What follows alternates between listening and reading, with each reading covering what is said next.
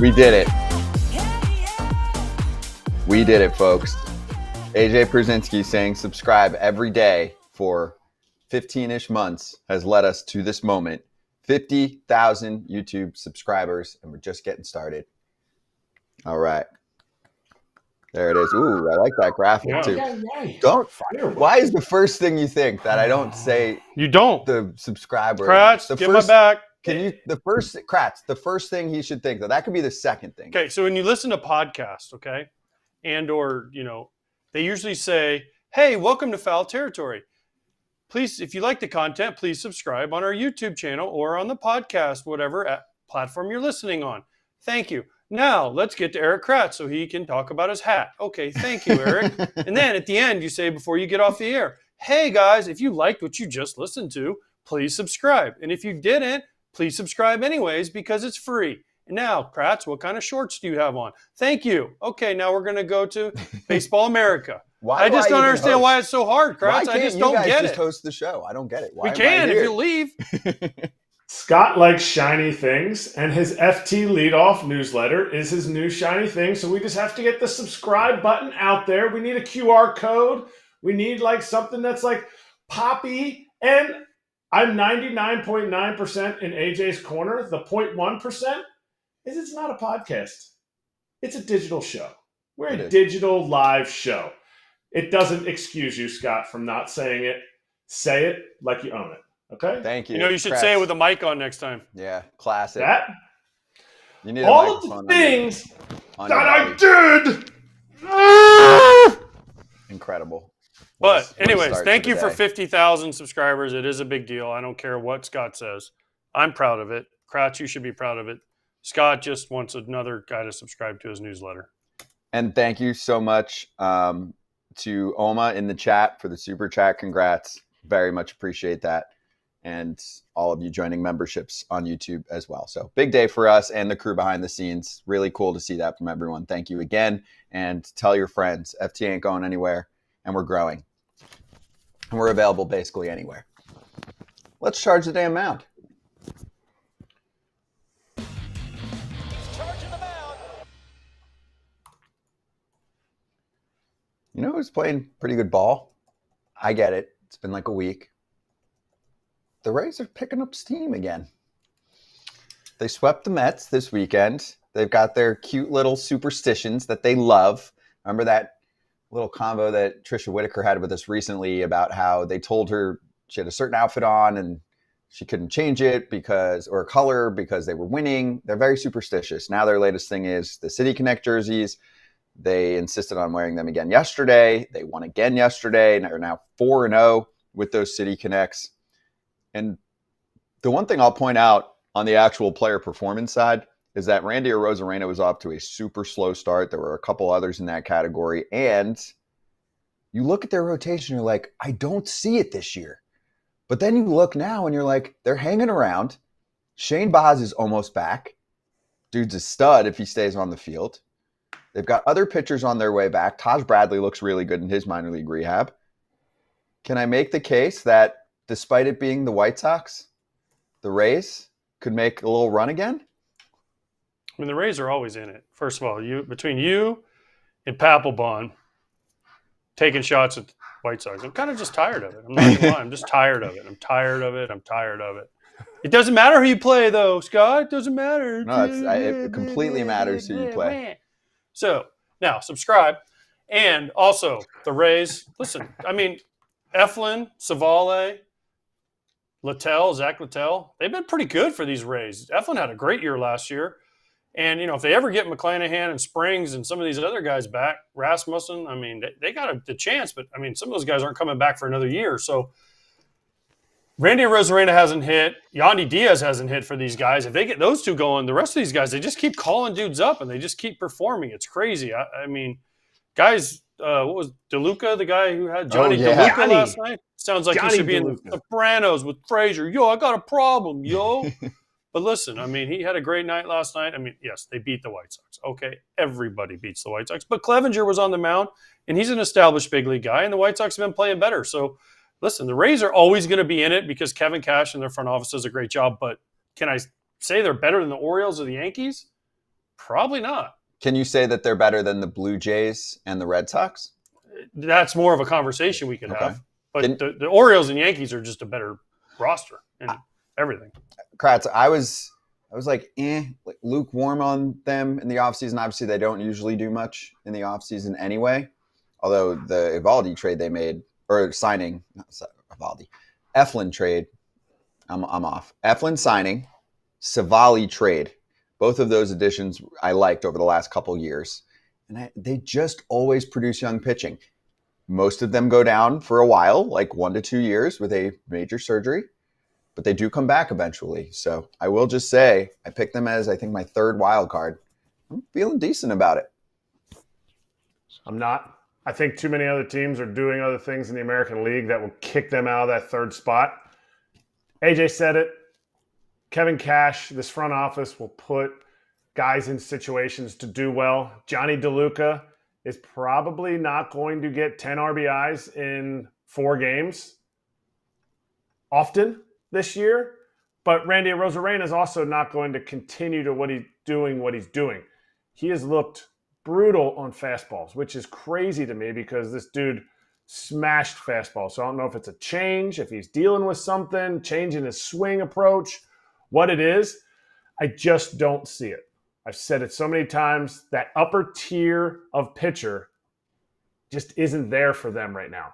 Coming off of injuries, yes, they will. Is Shane Baz going to be that guy? I don't think so. Is he have a high ceiling, or did he have a high ceiling before his injury? Yes. But they made a big move. I mean, you get rid of Tyler Glass now. That's kind of a big move. So hopefully at some point they can get guys to come in and fill the shoes of Tyler Glass now. Shane McClanahan, until Shane McClanahan comes back. You just don't find guys like that just lying around the minor leagues, even the best pitching organization in baseball. So Jeffrey Springs should return, I think, in June-ish.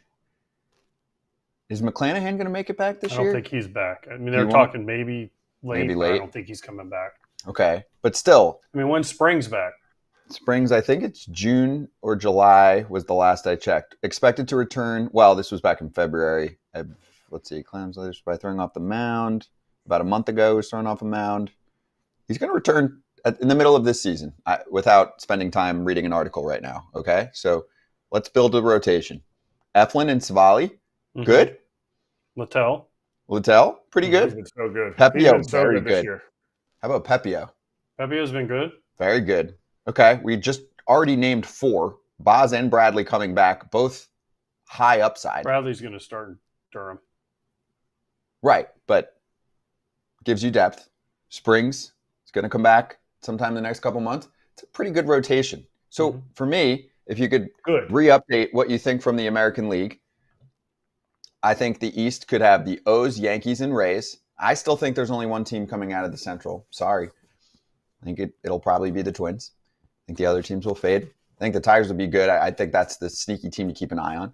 And then I could see, still 2 teams out of the West. So Rangers and either the Astros or Mariners. Okay. And that includes the Rays in there. Yeah, I agree. Now, you're counting the Rays in? Yeah, I have O's, Yankees, Rays. That's 3.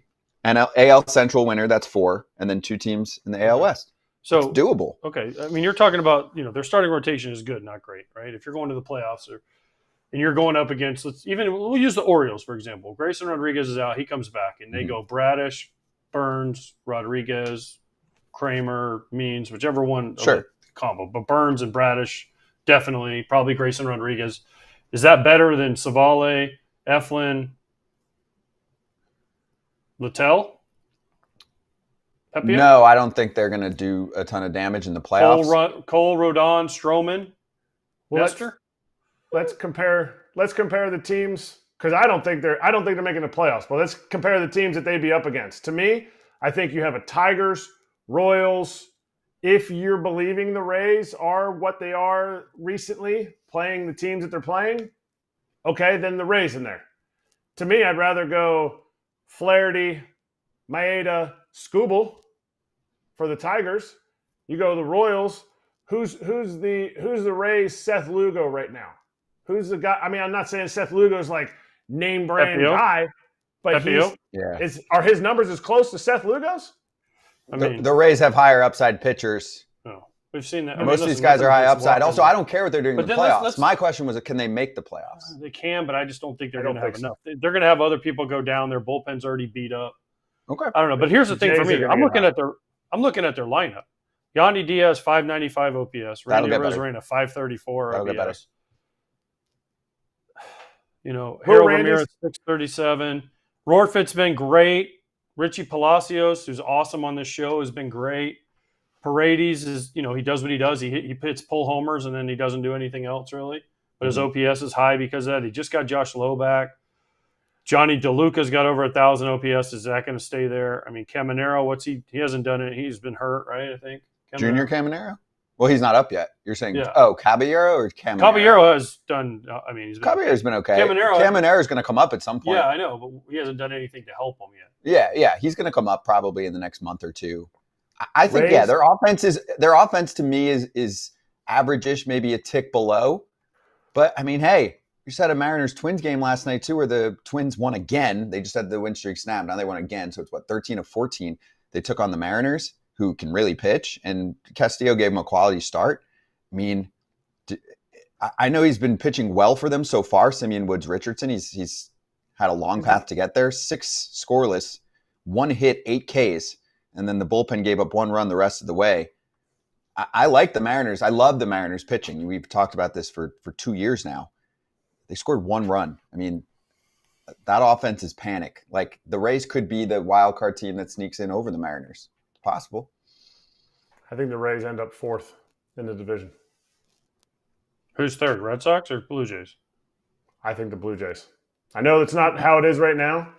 I just think starting pitching like they have helps you withstand the long season. And it'll be kind of a slow flip-flop where the Red Sox spin back around.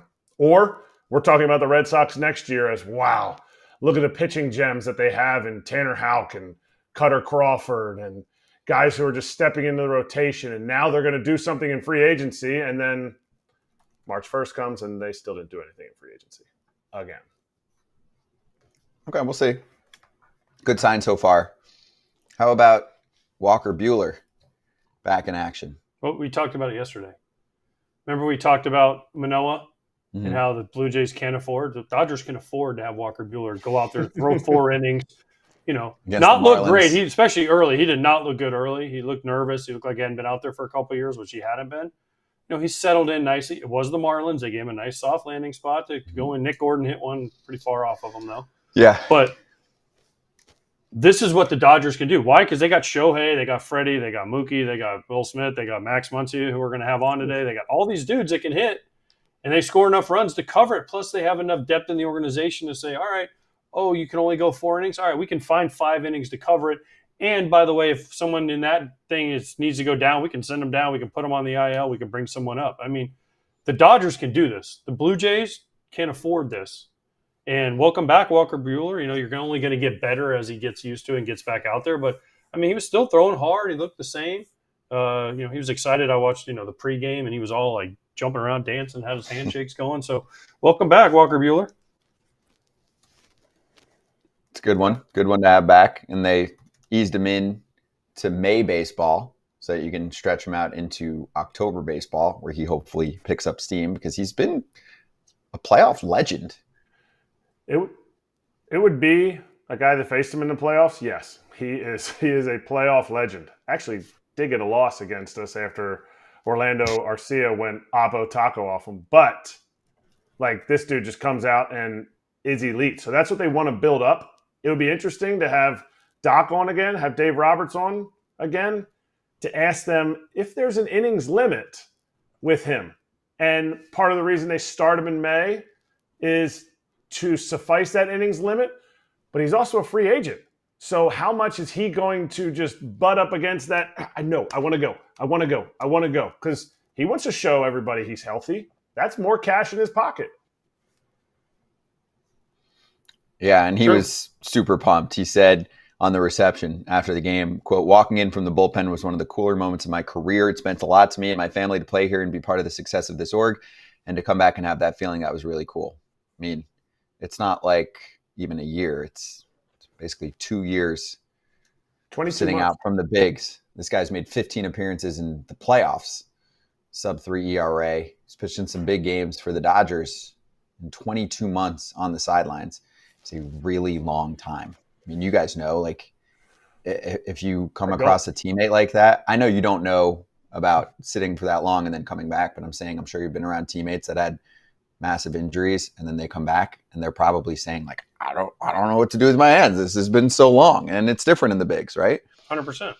Well, I'm happy he's back. Glad he's back for him. You know, the Dodgers, but obviously for him. Like, we want to see the stars and the guys that are really good be able to do their jobs. So welcome back, Walker. I hope you stay healthy for a long time. Well, let's talk about it right now. Let's bring in our first guest of the day on FT Live, one of the regulars joining us. It is Max Muncy, who had a big previous series too. But let's start with Walker. Max, great to have you on, man. Good to see you. And how good was it to see Walker Buehler finally back on the big league mound for you guys? Yeah, it was awesome. After he got through the first couple innings, a little rust, hasn't pitched in, almost 2 years. It was kind of looked like the Walker of old. Stuff was coming out good. It was electric, and it's just fun to have him back out there. He's such a competitor, and you know what you're going to get every time he goes out. Even if he doesn't have his best stuff, he's going to compete out there, and it's very fiery, and it's fun to be behind. Is it weird that it took this long? Not that, Tommy John surgeries, there's a timeline set out, but there was talk, and I think there was rehab assignments last year for him. So you guys were kind of anticipating maybe he comes back last year, and now we're even 7 months past that time. Is that kind of weird? Yeah, I think we were all expecting him back in September, and obviously things happened that didn't allow that. It seemed like every pitcher we had got hurt last year, so it kind of just felt like it was part of it. But I know it was a long road for him. It was a long road for us waiting for him to come back. But it's finally here, and it's exciting. Max, I mean, it was great seeing Walker back last night. But have you grown tired of the Shohei and Mookie show yet? Because it seems like every night one of those two guys does something. And then poor Freddie hitting behind those guys gets overshadowed. So I'm sure Freddie's just sitting around at night going, man, these guys are so good. How do I keep up? No, I don't think anyone's, tired of it. It's, actually getting to play with Shohei is, it's really cool. When he was on the Angels, it felt like every other night you were seeing a highlight of something that he did that no one had ever done before. And now that I'm playing with him every day, it's like every at bat he's doing something that I've never seen before. Even his outs, he's hitting the ball 120 miles an hour, even if it's getting caught. It's just absolutely insane what this guy can do on a baseball field. It's been a lot of fun. I've been enjoying every second of it. I think everyone else has. We keep getting wowed every single day, and we're only at the beginning of May, so it's going to be exciting to see what's going to happen the rest of the year with him. Way too close to talk about MVPs, but what does Shohei need to do to overtake his teammate who plays a premium position like Mookie Betts in the MVP race? That's a tough one. I mean, there's numbers. It's got to be something like, does he have to hit 80 home runs? Does he have to hit 402? Like, what does he have to do as a DH to overtake Mookie? I think he's kind of doing it. He's stealing a ton of bags right now. He's hitting a ton of home runs. He's had a ton of doubles. He's getting on base at a ridiculous amount. I think he's doing everything he needs to do. It's just Mook's playing shortstop. So, at the end of the year, we'll see what happens. But, I think Sho's on pace for, 40, 50 bags, whatever it is. And that'll be pretty crazy if he's getting 40, 50 home runs also. That is crazy. I mean, listen, what this dude's doing is insane. And now that he doesn't have to pitch anymore, at least for this year, I mean, he can just concentrate on hitting, and we're getting to see the full offensive repertoire. Let's get to you, though, Max. You hit 3 homers in a game not too long ago.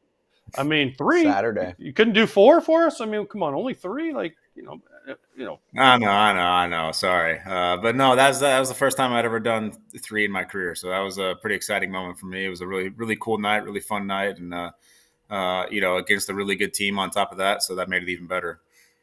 Did the third one surprise you? I was watching that game. Did it surprise you, or did you go up there and I'm going to stay just like my coach said? I'm staying through the ball. I'm not going to try to do too much. Take us through that mindset, because after you hit it, it kind of looked like it surprised you.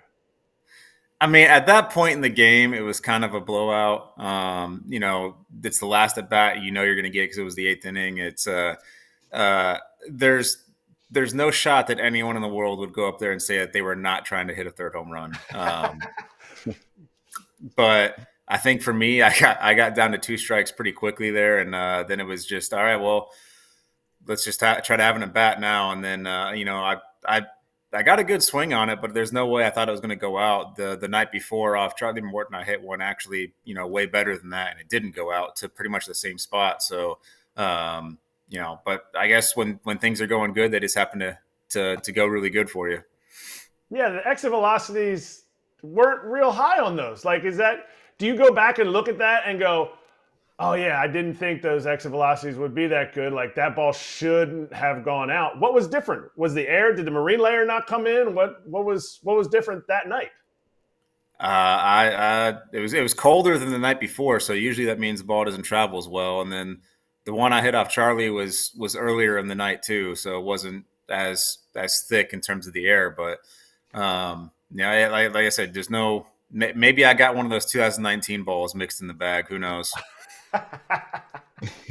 Well, what did that series mean, though? Because you mentioned the blowout, you mentioned the 3 home runs. What did that series mean? Is that a measuring stick with the Braves coming in town? Everyone's saying you guys are the 2 teams, and you guys just went out there and basically kicked their ass for 3 games. So did that mean anything? I know you're going to say, oh, it didn't mean anything more than any of the other games. Come on, as a player, I mean, when you're playing the better teams, listen, everybody locks it in just a little bit more. I know it's a long season, I get it, but I mean, it had to mean a little bit more when you're like, get the brooms out, boys.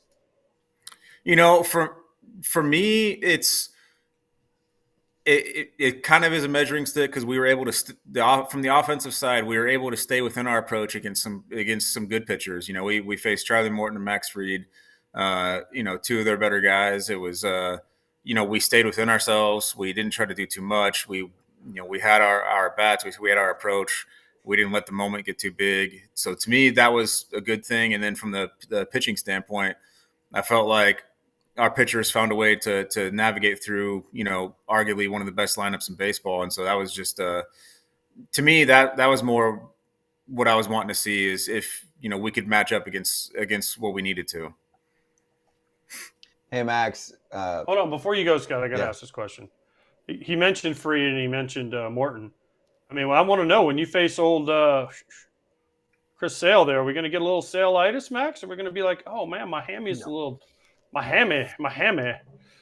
Lefties have been known now to get some Sale-itis when he starts stepping this way and firing it over here at him. I've faced him before in Boston. That wasn't a real fun at bat. My first at bat, he'd kind of lollygagged on on a belly chopper kind of back to the mound, and Belly is able to beat it out. So he got real mad, and I think I got 99, 99, and then a slider. The next at bat, it was 92, 93, and I was able to get one in play for a base hit. But yeah, when he was throwing 99, that was no fun. That was I don't think I would ever stand a chance against that from that angle if he's going to be throwing that hard. So back to what you were talking about with a series feeling different against a team like that. Of course, before the season started, Mookie Betts had the famous line about how it's going to feel like the World Series for other teams that are playing the Dodgers. Does it feel like that now that you're playing the season out? Does it feel like, maybe especially when you head to another ballpark, it's extra packed compared to what it was in the past? You hear it more, you feel it more, you see it more maybe from your opponent? I mean, to me, it's always kind of felt like that being over here. We've always packed out opposing stadiums. We've always had great crowds at home. Every time we face a team at home, especially on a Friday or Saturday night, there's always a couple extra miles an hour on the opposing pitcher. And part of that just comes with the atmosphere of playing at Dodger Stadium, right? And then this year you add on top of that just everything else that's been said, including what Mookie said. So it's always kind of felt like that a little bit to me. No, everywhere we go, you're hearing beat LA. It's a big chant that goes around. You don't hear that about other teams when they're playing. So to me, it's kind of always felt like that over here. That's good. I like that. I like that chip on your shoulder. You said last year after the playoffs, after you guys were just shocked by getting bounced out of the playoffs, that maybe you would look back at our regular season approach works. Maybe there's a different approach. Is there anything after the first month of the year that you're like, that you guys have tried to institute that, this could be like a playoff approach? Let's try to execute that in this moment. Or is it only like the big brighter lights of the playoffs that you can try to execute a new game plan? Well, I think it's tough because, I think something that we saw was when you get in the playoffs, teams kind of just flip the script on what they normally do. We've seen that with Atlanta when we've played them in the playoffs.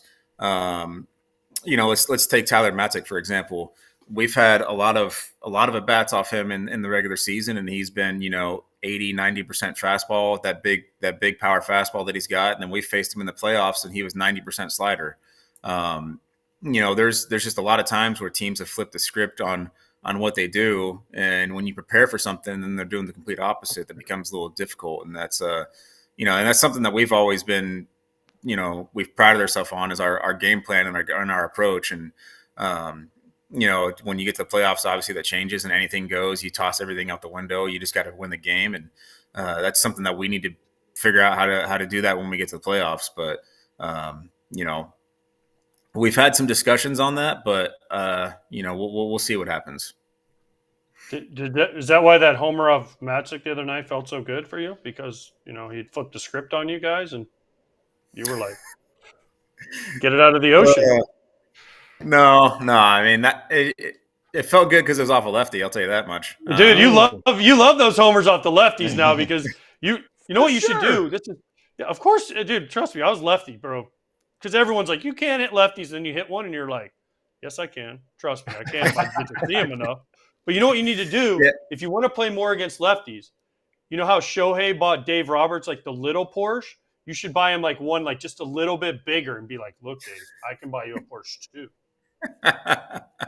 That'd be that. Yeah, I'll give him a bottle of wine. That might work better than the little toy car. There you go. Yeah, you can do more with that.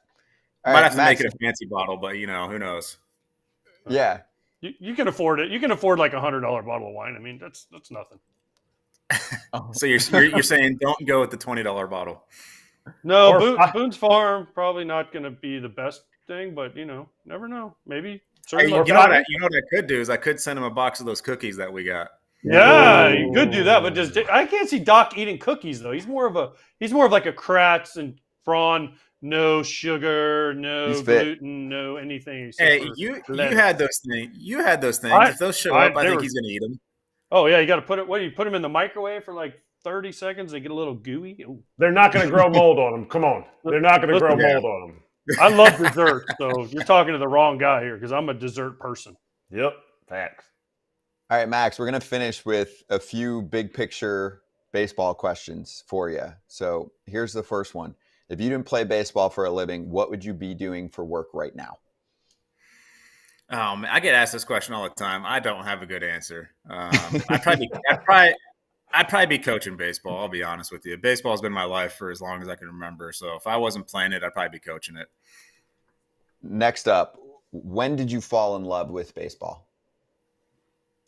Probably 2 years old, maybe 1 or 2 years old. I had two older brothers. I was always being dragged to the park. I was always there when they were playing. And so I was always around baseball, always seeing baseball, always playing baseball. I was playing wall ball when my older brothers were playing games, trying to peg kids with the ball. It was, baseball has been there for me for literally as long as I can remember. Lastly, I feel like you'll like this one. Besides your own team, what team has the nicest uniforms in baseball? Oh, can't say the Giants.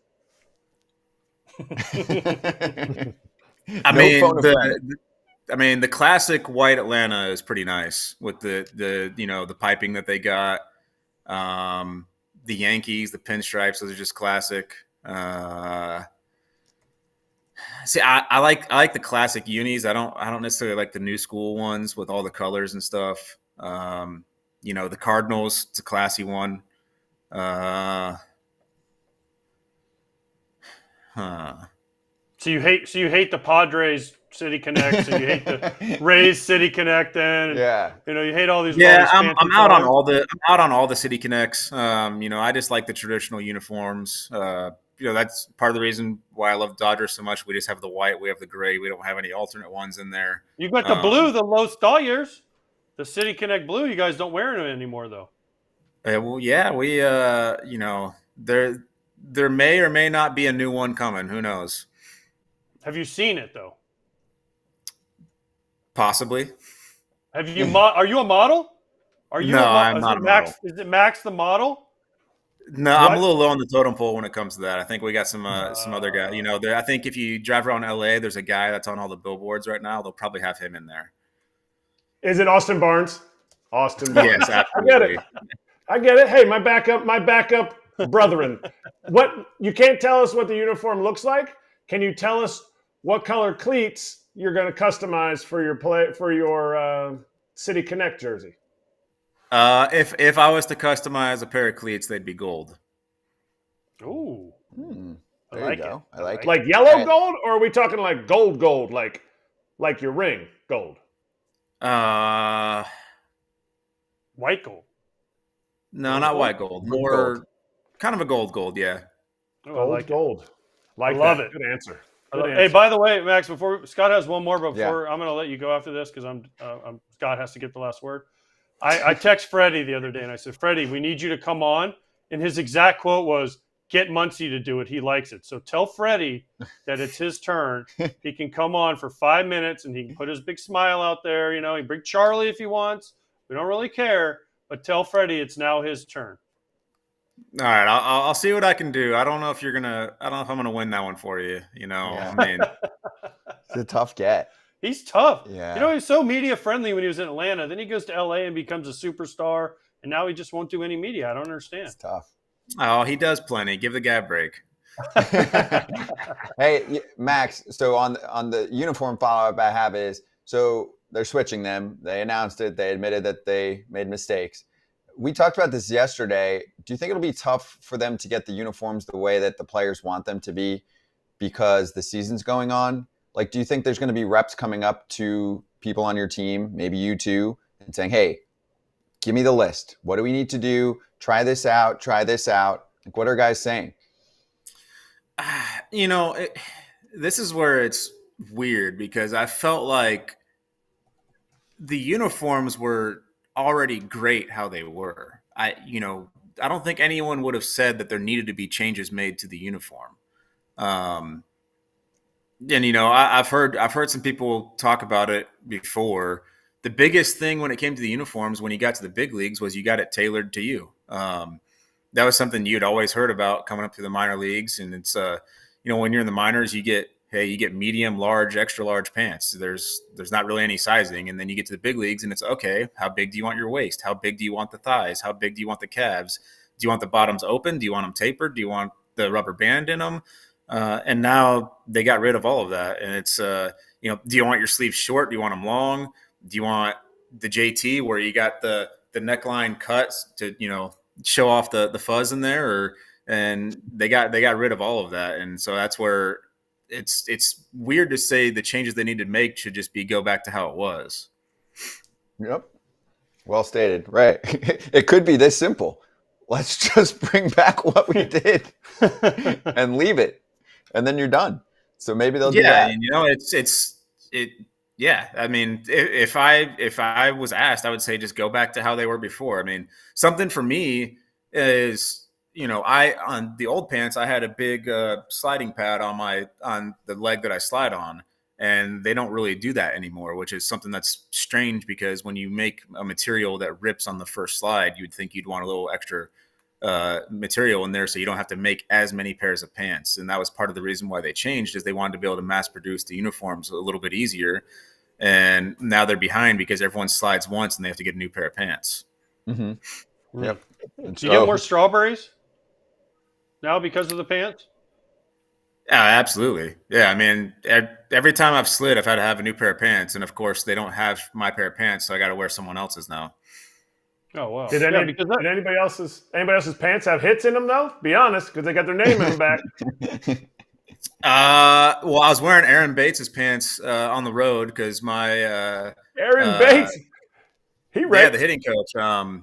He used to rake. You know, I switched to pants up at the end of our last homestand because we were sucking, and I said, "Hey, let me just wear pants up just as a joke." We won. Everyone said, "Hey, you got to wear it the next game," and I've been wearing pants up ever since because we've only lost like one game since that. But I didn't have any shorties, so I've been having to wear everyone else's shorties. And that's something that I'd always gotten shorties made in the past, and they didn't make them this year, so I've been having to wear other people's shorties. Better not put Kike's on because they're not going to fit. Well, I mean, obviously, I got to find the ones that fit, right? I'm not gonna, I'm not throwing Walker's pants on. I'm not going. I was going to say Buehler's ain't fitting you either. No, same, exactly. Hey, all right, Max, Batesy raked, by the way. I don't know if you ever played against him, but he raked.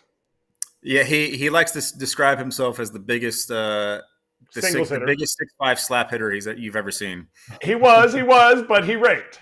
He hit the ball well. Yeah, he said he hit it real well right into the 4-hole for a guy that was 6'5". Max, good to see you as always, man. Congrats on the big game from the weekend and the success with the ball club right now. Have fun. We'll catch you in a few weeks, all right? All right, sounds great, guys. Appreciate you. Max Muncy from the Los Angeles Dodgers joining us on FT Live. Thanks to everyone tuning in right now. Got a nice big crowd for us right now, so we'll always take questions too. A little bit later on, by the way. We have Ken Rosenthal coming up soon, David Samson to go all in on the Marlins. So if you want to mix in some questions there, we're here for it. If you want to subscribe to the channel or like the show that you're watching right now, that would be awesome. Dude, he's having a good year, by the way. Max is having a great year. Did he say what I thought he said? Don't do it. If you do that, it's like when you have kids and if you commend them, then they don't want to do it. It's fluttering, Scott. Yeah, Max is having a great year. And defensively, he's been much improved. People are giving him crap for his defense, but he's doing it this year. I mean, listen, they got about 7 guys that are doing it this year, but Max is right in there. 255, 366 on base, 536 slug, 902 OPS, 155 OPS plus, and here's where the defense comes into play too. 1.5 WAR already too. Yeah. No, he's doing it, and I'm happy for him because he's, every time he comes on, he's smiling, laughing and he started out slow. He started out slow in Korea on defense, and there was, there was a lull after that game, after those 2 games, and a lot of talk was, he's really been struggling early here. He has been almost perfect since. Kratzy, can you get Barnes or Will Smith on? We've had Will Smith on Dodgers territory. No, I mean, not on foul territory. No. By the way, do you know the pace that Max is on for wins above replacement? Because it's a 6 very high number, 7.5 for baseball reference. Another 2-year extension. Yeah, he's gonna tell me he's underpaid too. That's a really nice looking number right there. I'm trying to see like the leaders from last year. Usually, the MVP is like in what, the 10-ish range. Dude, if you get to 10 WAR, you're really doing it. BB ref last year, and I never know, this might just be hitting, so Ohtani was 9.9. But like Mookie, who's on pace right now for like 15 or something crazy. But last year he was 8.3, Acuna was 8.2. So he's on pace for 7.5. That's MVP candidate on normal years. Don't get it twisted.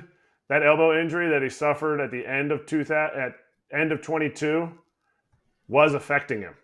He even said it, how the inside pitch he didn't feel like he could get to. Now he feels like he can get to the inside pitch.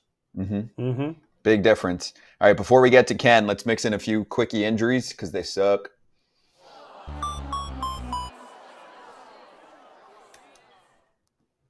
We'll start with a guy that we just spoke about, Tyler Martzek, who is a legend, a hero, a postseason stud with the Braves. Too. But what's the deal there? I missed some of that. He was firing shade at everybody, but it's great. But I'll say this, we used to laugh, like certain people would get a hit off a guy and you'd be like, he's going to get released tomorrow. Well, Max hit that homer off Martzek. He's like, man, my elbow's got to be sore. I'm giving up that homer. Well, Martzek has not No, he hasn't been good. Figured it out yet. I'm kidding. He was hurt for a while, right? He had TJ. Yeah. So he's at 10 innings in 11 appearances and almost a 10 ERA. They were, I know, listening to Hammer Territory, they were like, what are we going to do? Just can't afford to have this right now. What do you do? Maybe Phantom IL him? Or no, you think it's real? Legit. His velo was down. Okay. Right, Kratz? You remember those stories? Like, you'd be, even in like AAA, AA, you'd be like, oh, I got a hit off him. The next day, you'd be like, hey, where's so-and-so? He's like, oh, he got released or he got sent down. And we're like, oh, that's because I got a hit off of him. I told you that probably about 3 months ago. There was literally a string of like 4 or 5 home runs in a row between the big leagues and AAA where I was getting sent up and down, whatever. If you were in AAA on the 40-man, you were taken off the 40-man. If you were in the big leagues as like a starter, you were sent to relieving. If you were relieving and I hit a home run off of you, you were sent down to AAA. If you were not on the 40-man and I hit a home run off you in AAA, see you. Dunsky. It was literally a streak of 4 or 5 home runs in a row in 2012. Yeah, because I was in Lehigh and Philly. Dudes were I was just ending careers. Terrible feeling. Not really. I mean, for that guy, just because he gave up a middle heater to me. Yeah, that's too harsh, teams. Come on, take it easy. Next up, Trea Turner. We didn't get to this yesterday because we were busy. He's going to miss 4 to 6 weeks with a hamstring injury. So Mac Elb said the day of the injury, they expect him to miss at least 6. And any return before that, quote, would be a win. He said, obviously, a big blow for the Phillies. Agreed. Although, guys, they can cover for him. They can cover for him. Offensively, they can cover. Both. He's a great Even piece. Defensively, they can cover for him. Defensively, a little bit less because they're not a great defensive team anyways. Yeah, but Sosa's a good defender. What's that? Edmundo Sosa's a good defender. He's not Trea Turner. Wait, what? I disagree. What was the what? I disagree. Brandon Marsh has the 3rd highest defensive runs saved of any outfielder. Alec Boehm is a plus defender this year. Edmundo Sosa has a higher defensive per game rating than Trea Turner. Bryson Stott he's learning second base still. I mean, he was a shortstop, but he was an ex-shortstop, and we talk about all, the Padres guys who are ex-shortstops. And Johan Rojas in center field, he has only been the most defensive runs saved since he got called up last year with way less games of any center fielder in the game. I mean, sorry, we talked bad about the Phillies. Going all in. Listen, they do look really good right now. Listen, Trea Turner, over a short amount of time, and Edmundo Sosa is going to be fine. Over the long haul, I'd rather have Trea Turner. No. Now, Boehm, sure. I just said, has been better. Marsh has always been good in the outfield. Mm-hmm. Rojas has been there for a little while. But over the big picture, like Harper's not tremendous at first. He's fine, right? Castellanos in right field is not tremendous, right? Correct. They've always said we're going to outpitch and out-hit our defense, right? Mm-hmm. And they've been able to do that. So losing Trea Turner, offensively, they still have Schwarber, Realmuto, Harper, Boehm, who's fucking raking, by the way, right? March is off to a great start. I mean, they've got a bunch of offensive weapons. But defensively, listen, you lose your shortstop and a guy that locks down your infield for you, it's going to hurt a little bit, but they have also enough guys. Wheeler can punch guys out. Nola is fine. Ranger Suarez is fine. So, I mean, again, like we talked about, like teams that can withstand things, like the Dodgers can afford to ease Buehler in. The Phillies can afford to lose. It sucks for Trea and it sucks for Phillies, but they can afford because they're good enough at the other 25 spots to cover for them. Yes. This might be an extreme example, but Trea Turner going down for the Phillies versus Mike Trout going down for the Angels. They're both star players. Obviously, Trout's on another level. But Trout going down for the Angels is like, we're fucked. It's done. Trea going down for the Phillies, it's like, okay, it's 6 weeks. Okay, that's fine. We might lose a few games here and there because we don't have Trea in there. But overall, we'll be fine. There's so much depth there. Let's get to Ken right now. Go for it. Come on, Ken. Okay. Let's bring Ken into the conversation. FT Senior Insider Ken Rosenthal with us. Ken, what do you think of the Trea Turner injury and really just the fact that the Phillies are playing great ball? Because if you remember, they've had 2 pretty successful years before this, not World Series winning years, and they've been up and down sometimes in the regular season. This looks like they've been putting it together early on for the first time. It does, and I love the Phillies. I love pretty much everything about them, and I'm with AJ. They do have some defensive questions, but man, they've had those for a couple of years now, and they've done pretty well. What I love about them, and this can be overstated at times, but I do think with this team, and I'm interested to hear everyone's opinions, there is a certain toughness, a certain quality, a certain intangible thing that they have going on that many other teams lack, even some really good teams. And it carries them. It carries them in the postseason. It kind of defines them. It comes from Harper in many ways and Schwarber, but it's really the whole clubhouse. And again, I know in this day and age, we're quantifying everything and we're looking for numbers and projections and all of that. But that team, there is a certain quality to them.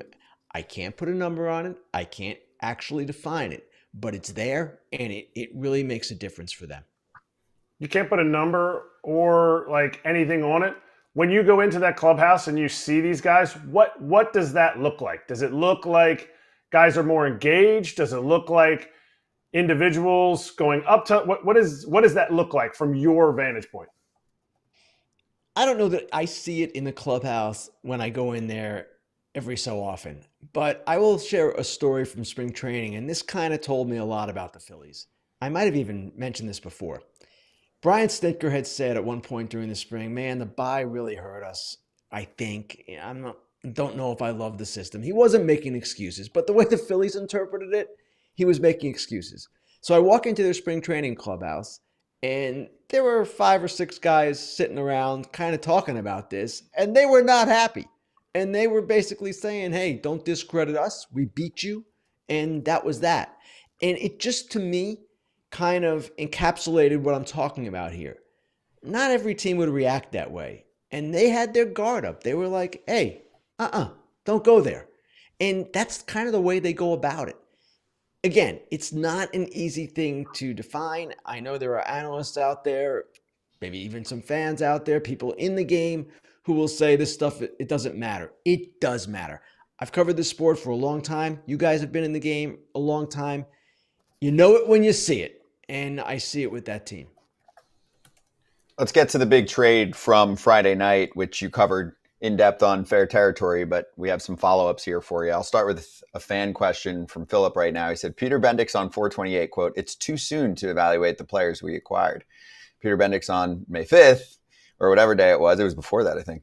When he said the quotes, we are unlikely to make the playoffs. So he says, my question is essentially, what the hell? I'll add to this because I think you mentioned the article that you put out there. I heard Jim Bowden say this too. Does every team not get a phone call or have a conversation to know that a player like this is available this early? Because that would piss me off if I have a team and I didn't get to make my best offer if I want a player. Okay, these are 2 different things, and I'll try to answer each of them.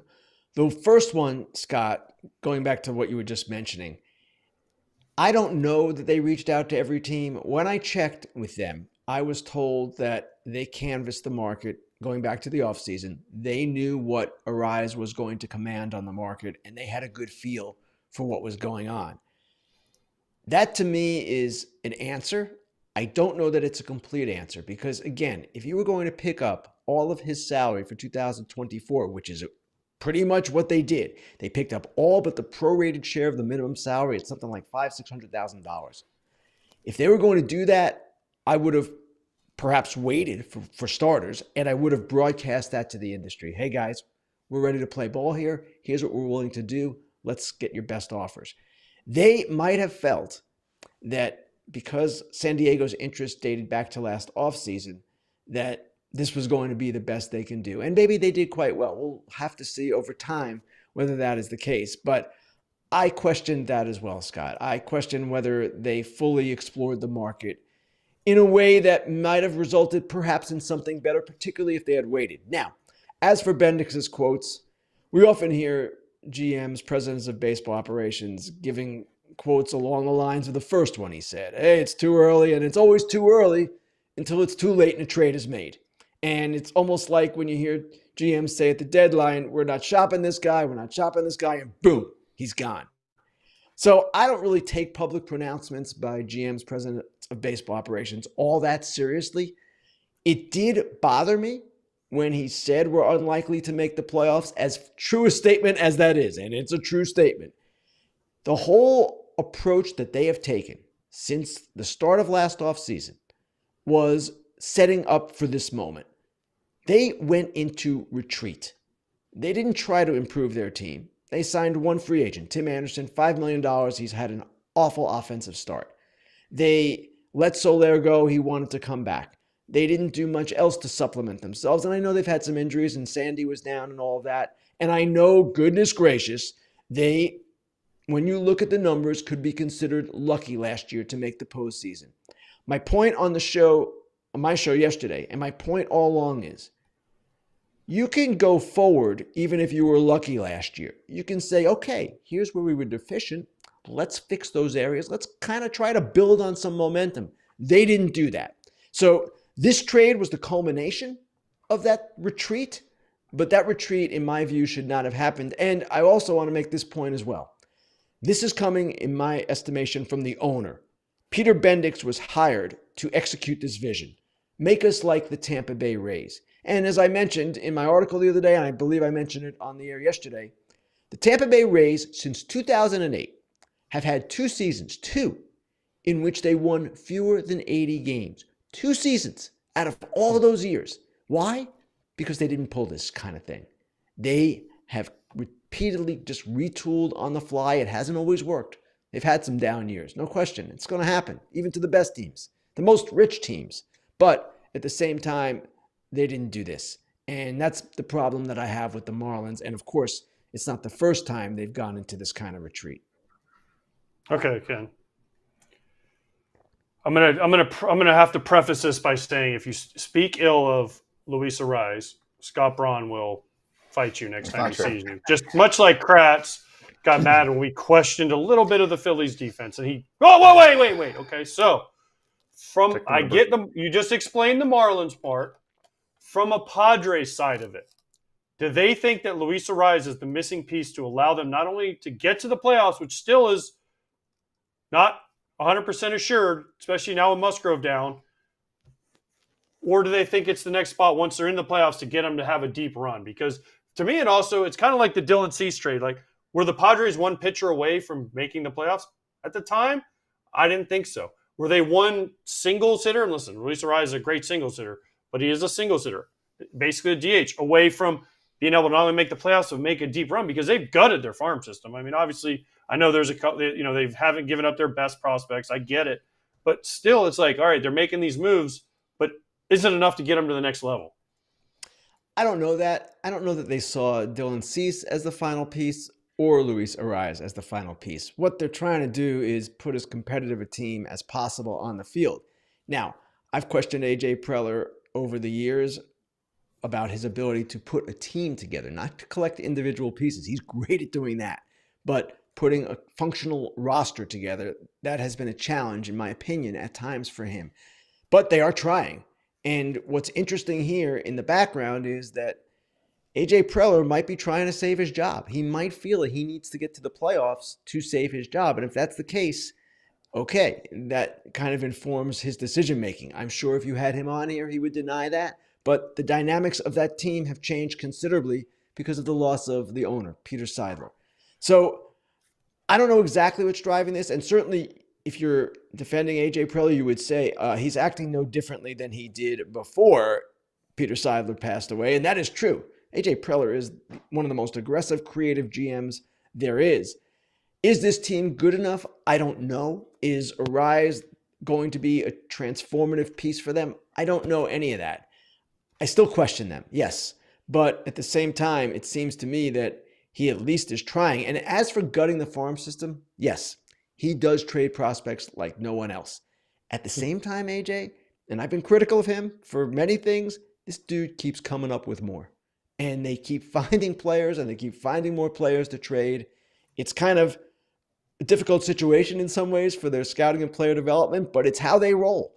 And I don't know if a pitcher gets hurt, if Musgrove's thing becomes more serious or Darvish goes down or whatever, that they'll have enough to go get the starting pitcher that they need at the deadline. But my gosh, they traded for Dylan Cease and they traded for Luis Arráez at a time when we thought their farm system was pretty depleted anyway. So I don't rule anything out with Preller. Yeah, I commend them for making moves because the city is all about the Padres still, even though they've been a disappointment over the last several seasons. And you're right, he's an international whiz with the signings that he makes. Okay, I'm going to take you to what I think is one of the most popular fan questions. And this can be quick for now since it's very early.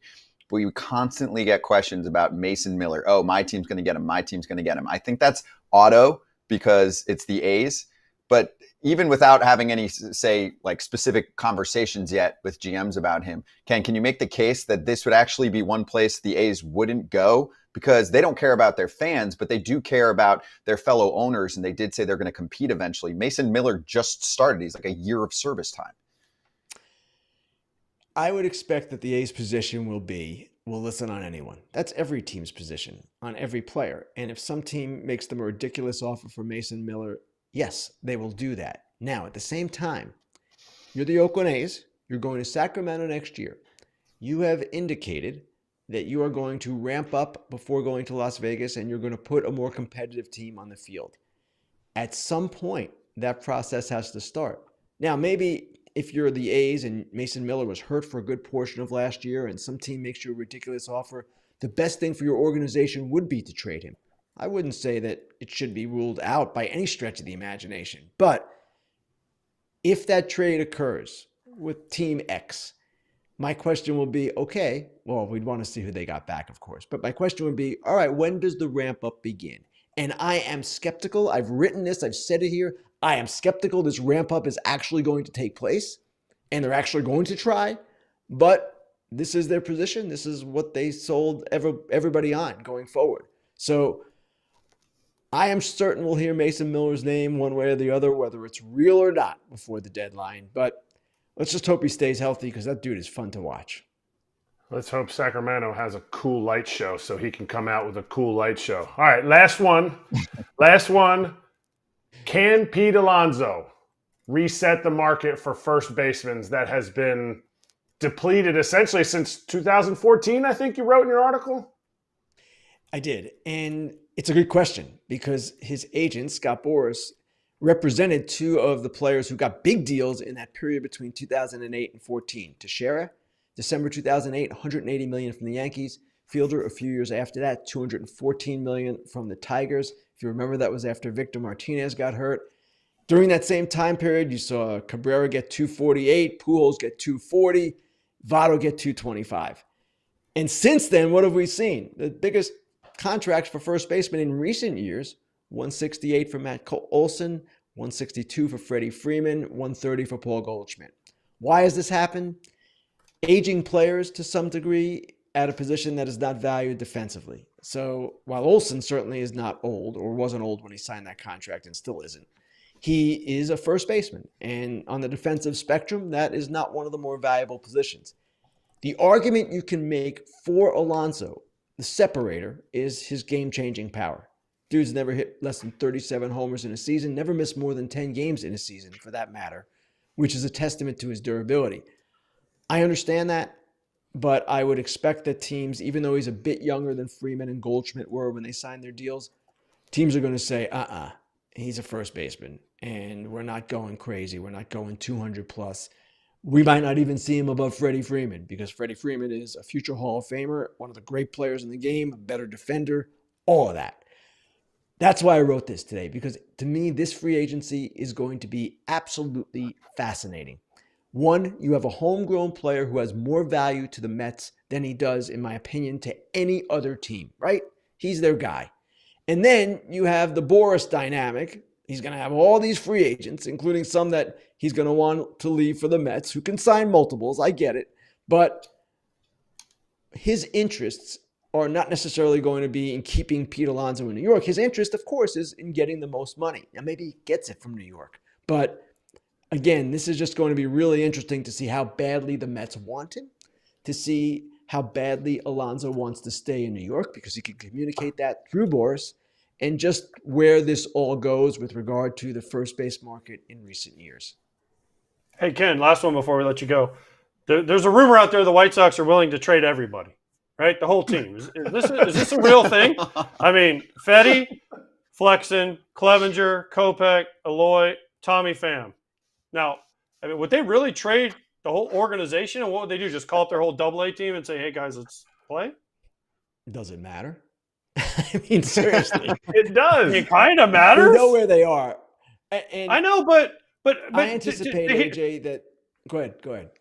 No, just to say that, like, I don't know if Chris Getz said this or who, where Bob Nightingale got this, but like most teams don't come out and say, hey, we're trading everybody. Like, who's up? We're open for business, and it's only May 7th, right? So like they'll be willing. I don't know.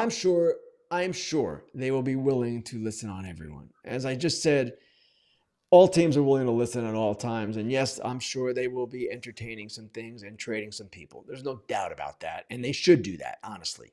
But at some point, they're going to have to ask the question and answer the question, where are we going with all this? And that's a very good question. If you're a Chicago White Sox fan, I'm sure you would want some of these guys traded for younger players. That's probably the best thing that they could do for their organization. But when does it start to turn? That's always my 2005 teams.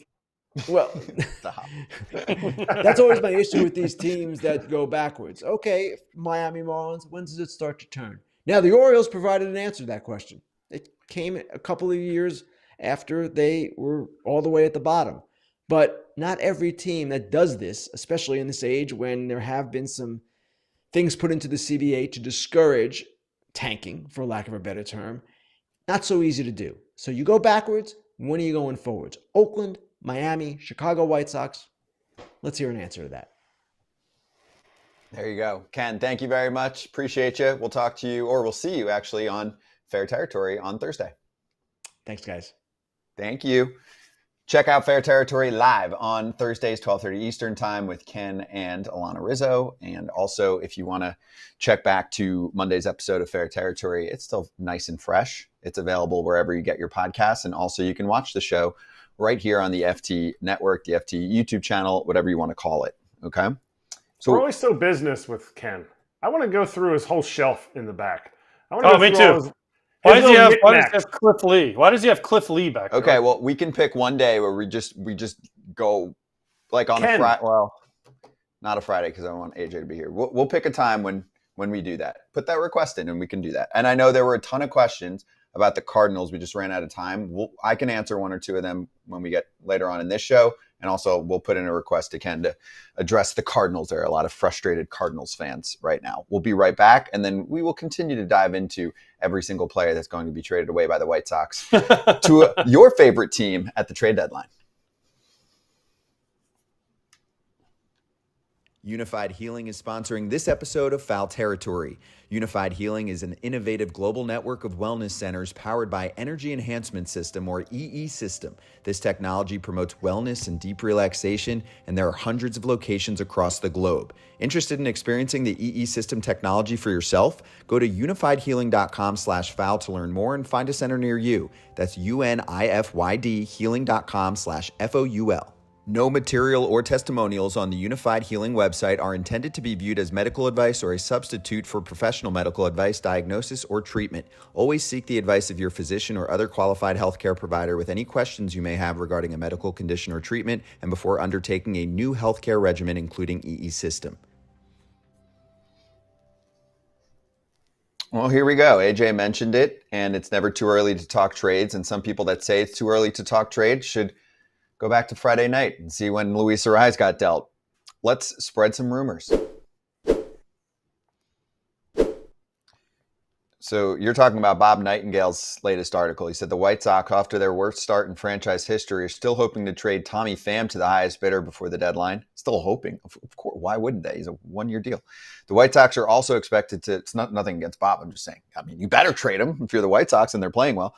The White Sox are also expected to trade Eric Fetty, Chris Flexen, Mike Clevenger, Michael Kopech, Eloy Jimenez, and I guess maybe if Luis Robert comes back and is feeling okay. That's the one guy I think they won't trade. I think he's the one. I know Kratz wants him to and said they should have. I just don't see them because he's signed for a few more years and he's very affordable. You have to pick somebody to build your team around, right? You can't just trade everybody. But he's not even there yet. I know. That's the thing. So listen, I hope Colson Montgomery becomes an absolute stud, but he's not in the big leagues yet, and he hasn't proven anything in the big leagues yet. So you got to have somebody that you can build your team around. I mean, how come Moncada wasn't on that list? He's hurt, and he's got a big contract. Yeah, but you still would like to try to trade him. But also, he's not back, I think, before the deadline now. So you're going to take that. I mean, if they're going to pay. He's not back until August? I think he's not back till July at least. It was a 3-month plus injury, right? July. So you're talking like right against the deadline, and I would at least need a team to pay for everything. So he's just a league minimum player. I mean, he can't stay on the field right now. And he has just the team option to pick up. So I think he essentially becomes a free agent after this. Yeah, he's gone. There's probably a buyout. It's $25 million it's a buyout. Okay, let's look at this list. Okay, Fetty's been pitching really well. He's gone. Okay. He's a 2-year deal, so he might be able to get you something. Yep. Flexen, okay, he's been serviceable. Back end up. Clevenger, they didn't trade him last year, which I never figured out. I think I don't know what the deal is. I don't understand why they didn't trade him last year. Now, Kopech could possibly have some value. That's the guy that has value for me. And Tommy Pham. But Tommy Pham's Kopech and both of them. But Aloy has some value. He does have value, but you're going to trade him. He's a DH, right? We just saw what Luis Arráez got, but he also has a hard time staying on the field. So, I mean, Kopech, to me, or Kopech, Pham, and Fetty, if he keeps pitching the way he's pitching, are the three. And then if Clevenger is good, which he wasn't last night, but if he pitches like he did last year, I was shocked they didn't trade him last year. They didn't. They held on to him. I don't know why. They didn't make him a qualifying offer, and they brought him right back in free agency late. So I don't know why they didn't trade him last year, but Chris Getz going to be busy this July. Yes, they're rebuilding. It's the full teardown right now. I'm going to make this proclamation. Teams should make aggressive trades earlier on in the season. Can I tell you why? So we had kind of a dud trade deadline last year. Obviously, there were a few big ones, but it wasn't huge. And part of it was GM said it was tougher than ever to trade based on what the asks were. And there were more teams wishy-washy / I'm not going to trade players away. Well, I can make the case that the teams that are definitely done, White Sox, Marlins, Rockies, etc., they should unload early. Why? Because if there are so many teams that think they're a playoff contender, every game matters. And I think the Padres took that very seriously. They said, hey, guys, if we get Luis Arráez on May 2nd instead of August 2nd, we could pick up a few extra wins. That could be the difference in our season. So I get it. You can't just make a trade happen. But I would encourage teams to do that. And also, I wouldn't be surprised if we see earlier deals. I know that it's not common. I know the Adames deal from a few years back stood out. That was in May. I'm not saying trade all your players in May. But if you are a team like the White Sox and you want to hold off because you think a team will get desperate, okay. But if the asking price is being met early on, it should be a little bit higher right now. So I would make that move. Agreed. They should be making phone calls right now. Hey, you want this guy? If you want to go for it now and you're a mid team, like the Dodgers don't have to worry. They're not like, hey, we need every game, right? We need every win that we can get. But there are many teams in that boat right now. I completely agree. I've said this for years because of exactly what you said. Like, you're out. The White Sox, the only reason the White Sox shouldn't go and tear everything down is if there's an issue with like, hey, we got to cover our innings. You can't go breaking young players' arms because you're like, hey, I'm just going to get the most value out of our pitching staff. Like, that would be the only place that I would be leery of just completely gutting all the innings out of your rotation. But I completely agree. If you sit there, AJ's been in a playoff race. I've been in playoff races.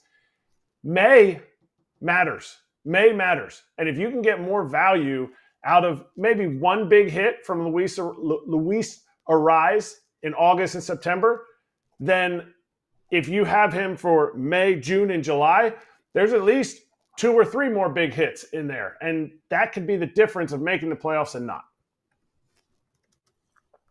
All right, one other question here from fans while we're spreading rumors. This isn't a report from an insider, but many were just asking about the Cardinals. They wanted Ken to address it to an extent.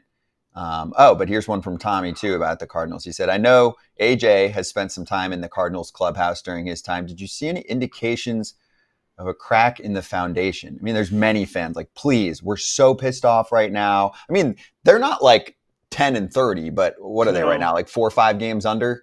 And they were, some projection models had them Everyone as the had top team. winning the division. Not me. I didn't. I think I put them 4th. I want to say I put them no higher than 3rd. I did not see that at all. I didn't feel like there was enough of a difference between last year and this year, and you're not seeing it. I think fans are just pissed right now because they're not seeing certain players develop, right? They get excited about a certain guy, like, oh, here comes Dylan Carlson, here comes Lars Nootbaar, right? They're not becoming stars. Mason Wind may be in a separate category, and then every year there's 1 or 2 players that are going elsewhere, and they're shining.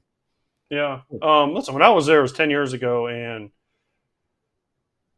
I mean, we had Wainwright, John Lackey, Walker was young, Lance Lynn, Matt Holliday, Matt Carpenter in their prime, Yachty. I mean, geez, who else do we have? Johnny Peralta was our shortstop. Oscar Tavares, who passed away. Alan Craig was gone. He was Alan gone. Craig got traded. He got traded the day after I got there with Joe Kelly for Lackey. Who else did we have? I mean, we had John Jay, Descalso. I mean, we had studs on that team, right? The bullpen was like Nishik, Trevor Rosenthal back when he threw 100. What's his name? Carlos Martinez. Tsunami was like our 8th inning guy.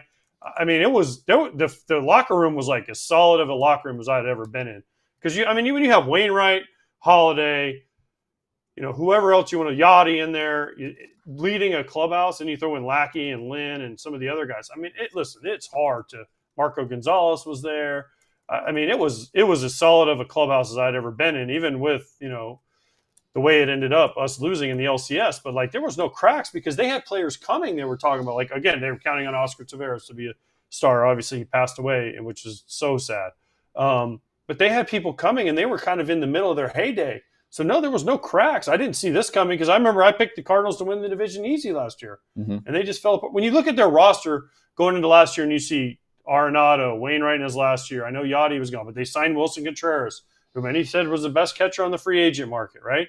And then you have Carlson and Nootbaar and Edman and all these guys that are boom, boom, boom. You're like, it's the Cardinal way. They figure it out. But the last 2 years, they haven't figured it out. Now, why? I don't know. And you heard a lot of chatter remember in spring training, it's, veteran leadership wasn't there. We're going to make all these adjustments, try to do it. Just haven't seen it. And I don't know why. I mean, I'm not there every day, but I didn't see this coming. And I don't think from John Mozeliak to Bill DeWitt to Ollie Marmol to, whoever you want to name. I don't think anybody saw it coming. And it's shocking because the Cardinals have always been an organization that figured it out, kind of like the Rays, like Ken said about the Rays, right? Since 2008, they've always been in it, right? And to see the Cardinals for almost back-to-back years not be in it is shocking. But I think they have the talent. You watch a Cardinals game, let's say you watch 5 games in a row. You're going to see 5 different lineups with five different defensive alignments. To me, I don't know that there's this continuity of like, bang, this guy comes up, he is going to play right field he's going to play center. No. He's going to play left field every day. Okay, this guy's going to play second base, Gold Glove. No, he's going to play center field. Wait, we have a center fielder. He's going to go down. He's a hitter. Nope, he got sent down. It seems like there's not a lot of continuity in the guys they run out there. Again, I'm not there every single day.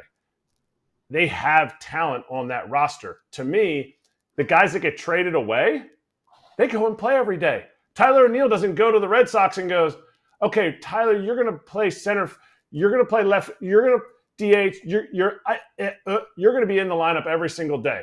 Go out and play, big boy. And I think that's what they're lacking a little bit, even after they signed Wilson Contreras, whoever's fault, the whole pitching stuff, fell on there. They signed him to an $80 million contract, I think. I think it was $82 million. And he was stopped catching for a few days in the beginning of the season. Like, continuity matters. And maybe that's the issue. Who knows? Agreed. That's great. I agree. Yeah. The teams that win consistently. Now, I know the Rays mix it up, but you still look at their lineup, and it was still kind of pretty much the same guys sitting in the same spot. And then you look at, the Braves obviously play the same 9 guys over and over and over again, right? The Dodgers pretty much, I know there's a couple guys flip-flop, but they pretty much, 1, 2, 3, 4, 5, 6 is pretty much, we're going to have these 6, and they mix and match with Kike and Chris Taylor and Lux and whoever else they want to make, and win Austin Barnes. But the other teams, like, it's like there's no better feeling, Kratz. Tell me if I'm wrong. When you're a player and you're like, okay, I'm hitting 7th today, right? And I know I'm going to be in the lineup, and you're like, all right, I know 1, 2, 3, 4, 5, 6. And you're like, sweet, let's roll. Like, I know what I'm supposed to be doing for the team. I know this guy's going to do this. This guy's job is this. This guy's job is this. This guy's job is this. He's going to be here. He's going to be here. It just puts you in a better place mentally because there's no questioning. You know, if you're whoever, a utility guy, now guys are good at it, Ben Zobrist, but if you're a guy that's like, man, I might be playing left, I might be playing short, I might be playing second, I might be hitting second, I might be hitting ninth, I might be hitting third. Like, that's hard on your head. And I know people are like, what's the difference? It matters in an everyday grind. It matters because that's the separator. Physically, guys are really, really close to the talent across the big leagues. The separator is that mental aspect of little things you can pick up. Lars Nootbaar hits in front of me every single day, and I see how a team that throws a lot of breaking balls is attacking Lars Nootbaar. I can adjust to how they're attacking him because he takes a lot of pitches. He's always in front of me. Now you look at the lineup. Where's Lars? Oh, Lars is hitting 7th today because we're facing a lefty. Like, okay, well, that's fine. There's just little stuff that you take advantage of, and it gets you on a roll. And I'm not saying this is a Carlos Marmol thing. This is an organizational thing because all these moves are not just Carlos Marmol, like putting all the names in a hat like credit card roulette and, hey, Mason Wynn leading off today. Okay, what are we bringing next? Well said by both of you. I have nothing to add. That's a good player question. That's a great question there. And appreciate the cue from Tommy. All right, next up, we have a little announcement. We have a new partnership with, here it is, BASEBALLISM. There we go. I wanted to square up. Hey, they've been around for a long time. Love what they do. They stay with the times. Everything they have is quality, cool, well done. Kids love it. So check it out, baseballism.com. We've got new gear coming our way, so we'll mix those into the show. You'll see Kratz and AJ modeling Baseballism's best. And what we'll also do is ask some questions that you can see featured on their social media accounts. So today, I picked out a few. We actually just asked them to Max Muncy, and I want to get the answers from you guys as well. So we can do quick hitters here. AJ, you start. If you didn't play baseball for a living, what would you be doing right now for work? Nothing. I don't know. I don't know. You have to have a job. I know. I don't know. I started playing baseball when I was 4 years old. Then I signed in high school at 17 years old. I don't know.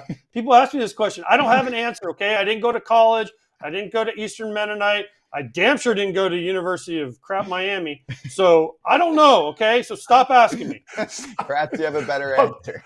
Okay, hot button item. I got a degree in business, but I wanted to work outside. So I think my goal would have been to, run some type of business, some type of construction company of some type. Okay, I like that. I like that. People ask me that all, and I'm like, I don't know. This is all I know. Okay, I've been doing this a long time. This is it. You had no. That's a real answer. That's a real answer. No, because I signed when I was 17 years old out of high school. Like, I'm living on my own. I just turned 17. I graduated high school, and they're like, "Here's 150 grand. Go play for the Twins." And I'm like, "Cool. Now what do I do?" And they're like, "What happens if you don't make it?" And they're like, "Oh, you got money stashed away for college." And I'm like, "Yeah, cool. That sounds like a blast. I'm gonna be I'm not going college freshman. That sounds amazing." Like, no. All right, I got a better one for AJ. When did you fall in love with the game of baseball? Like, what's the first memory for you? I remember as a kid going to Braves games, driving up with my family in the middle of summer and going to Braves games because there was no Rays, there was no Marlins in Florida. So I don't know, I was probably 6, 7 years old. We'd drive up and watch a weekend worth of games and drive back and just kind of that. And then the Braves were on TV. So I was like, oh, I get to stay up and watch Dale Murphy. Like, it was like the coolest thing ever. So, when I was probably 6, 7 years old. Kratz? Going to Phillies games, seeing the bright green turf was one of them. But early baseball memories, standing out in the field like this and smelling my mitt, smelling my glove. It wasn't a mitt. I had a regular glove at the time, but being out in the field and between like pitches, looking through my glove and smelling it, that's one of my early memories of falling in love with baseball. Yeah, that leather. It'll get you. Mm-hmm. Lastly, besides the White Sox, which team has the nicest uniforms in baseball? I'll go first. Okay. Phillies. You went- It's the Phillies. The Not just the Phillies. Not just the Phillies. No, Phillies he can't blue say ones. Phillies. He can't say Phillies. You can't say White Sox. Oh, he just ruined his Why game. can't I say Yeah. Phillies? I You played for can't say 19. Phillies. It doesn't matter. We pick one team that you can't pick, and it's Phillies for you. That was the consensus. I can't pick the cream Phillies Sunday uniforms. Okay. You can I'll pick that as just like your favorite Phillies No. uniform, but then what's your favorite overall besides the Phillies? My favorite overall, so it has to be a team I didn't play for. So basically, it's one team. I really like the Cardinals uniforms, honestly. I think that the Cardinal on the front is really pro. Birds on the bat are very cool. Mm-hmm. For me, am I allowed to pick a team I played for or no? Sure. Okay. Just Oh, nobody likes it anyways. I love the Giants home uniforms. teachers. They were the first ones that were cream colored, and so when I got traded there, I was like super excited to wear the cream colored home Giants uniforms. They were cool. But the coolest uniform I ever got to wear, and I'm not allowed to pick the White Sox, were the sleeveless White Sox ones. Bring them back, but they won't. Those are the best. I love them. Because we had them in high school. We had the sleeveless ones, and then when I got to the White Sox, we got to wear the sleeveless ones. This is going to sound bad coming from me, but why is that not more of a thing in baseball? In basketball, you wear sleeveless because it's weird. Like even if you shoot a basketball with a t-shirt on, it doesn't feel as smooth as if you're shooting it sleeveless. Do you not feel that way? Obviously you're just used to it as a baseball player, but if you swing sleeveless, which some dudes will do in batting practice or in the off season, does it feel a little nicer, more airy, or who cares? Oh no, you had a shirt on underneath. It wasn't like you were just like vest and no like undershirt. Some guys have. Yeah. No, we didn't. We always had to have a black shirt underneath. Okay. Derek Dietrich's the only one I can remember doing that. Oh yeah. All right. Well, we'll do more of this throughout the FT season. Shout out to Baseballism. You can check out all of their gear at baseballism.com. There's a QR code on the screen too if you want to check that out. And you can find shirts, hats, sweatshirts, jackets, pants, handbags, and tons of accessories for men, women, or youth. Go check it out. We'll show off some of their latest shirts. They have a really cool line that's coming out pretty soon too. We'll mix in some interviews for it. Player related. Not going to say it yet, but keep an eye out for that. Next, I got a keychain too from them too. Keychain? Cool keychain. Baseball. Okay. You got to check it out. It's really well done. Can you show it off at some point? I mean, when I have my keys, yeah, I'm not driving anywhere on the show. Okay. Next up, our guest is ready to go. Coming back here for the second time on FT Live. Felt like it was a relevant time to bring back our friend David Samson on the show. Let's bring him in right now. You can follow him at David P. Samson. Does an awesome job covering all of sports, really, and especially the business side of things on his show, his podcast. You can also catch him on CBS Sports HQ. His main show is called Nothing Personal with David Samson. David, great to have you on. I feel like this is a pretty relevant week to bring you on. How is it in Miami? I know you hear from many Marlins fans. Oh, it's so many Marlins fans.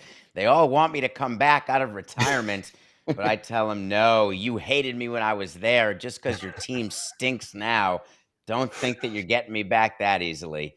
But yeah, I'm in New York now, thankfully, although I do miss Florida during the winter. But clearly when you trade a player like Arráez and you do it May 3rd, the fans certainly do lose their minds. But let's face it, the team had a problem. They were not going anywhere, and I do not blame them for trading Arráez when they did. I blame them for including his entire salary in the trade.